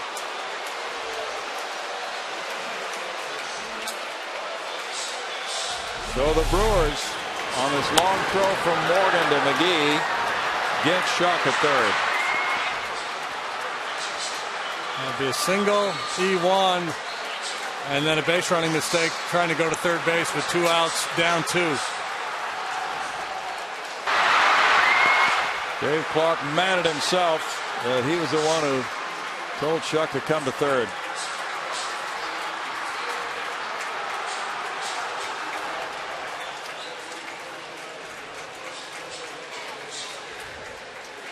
McGee with a tag. Good call. Yes, it was a good call. Lance Barksdale on the call. That's the way this game ends. Final score, Brewers 7, Astros 5.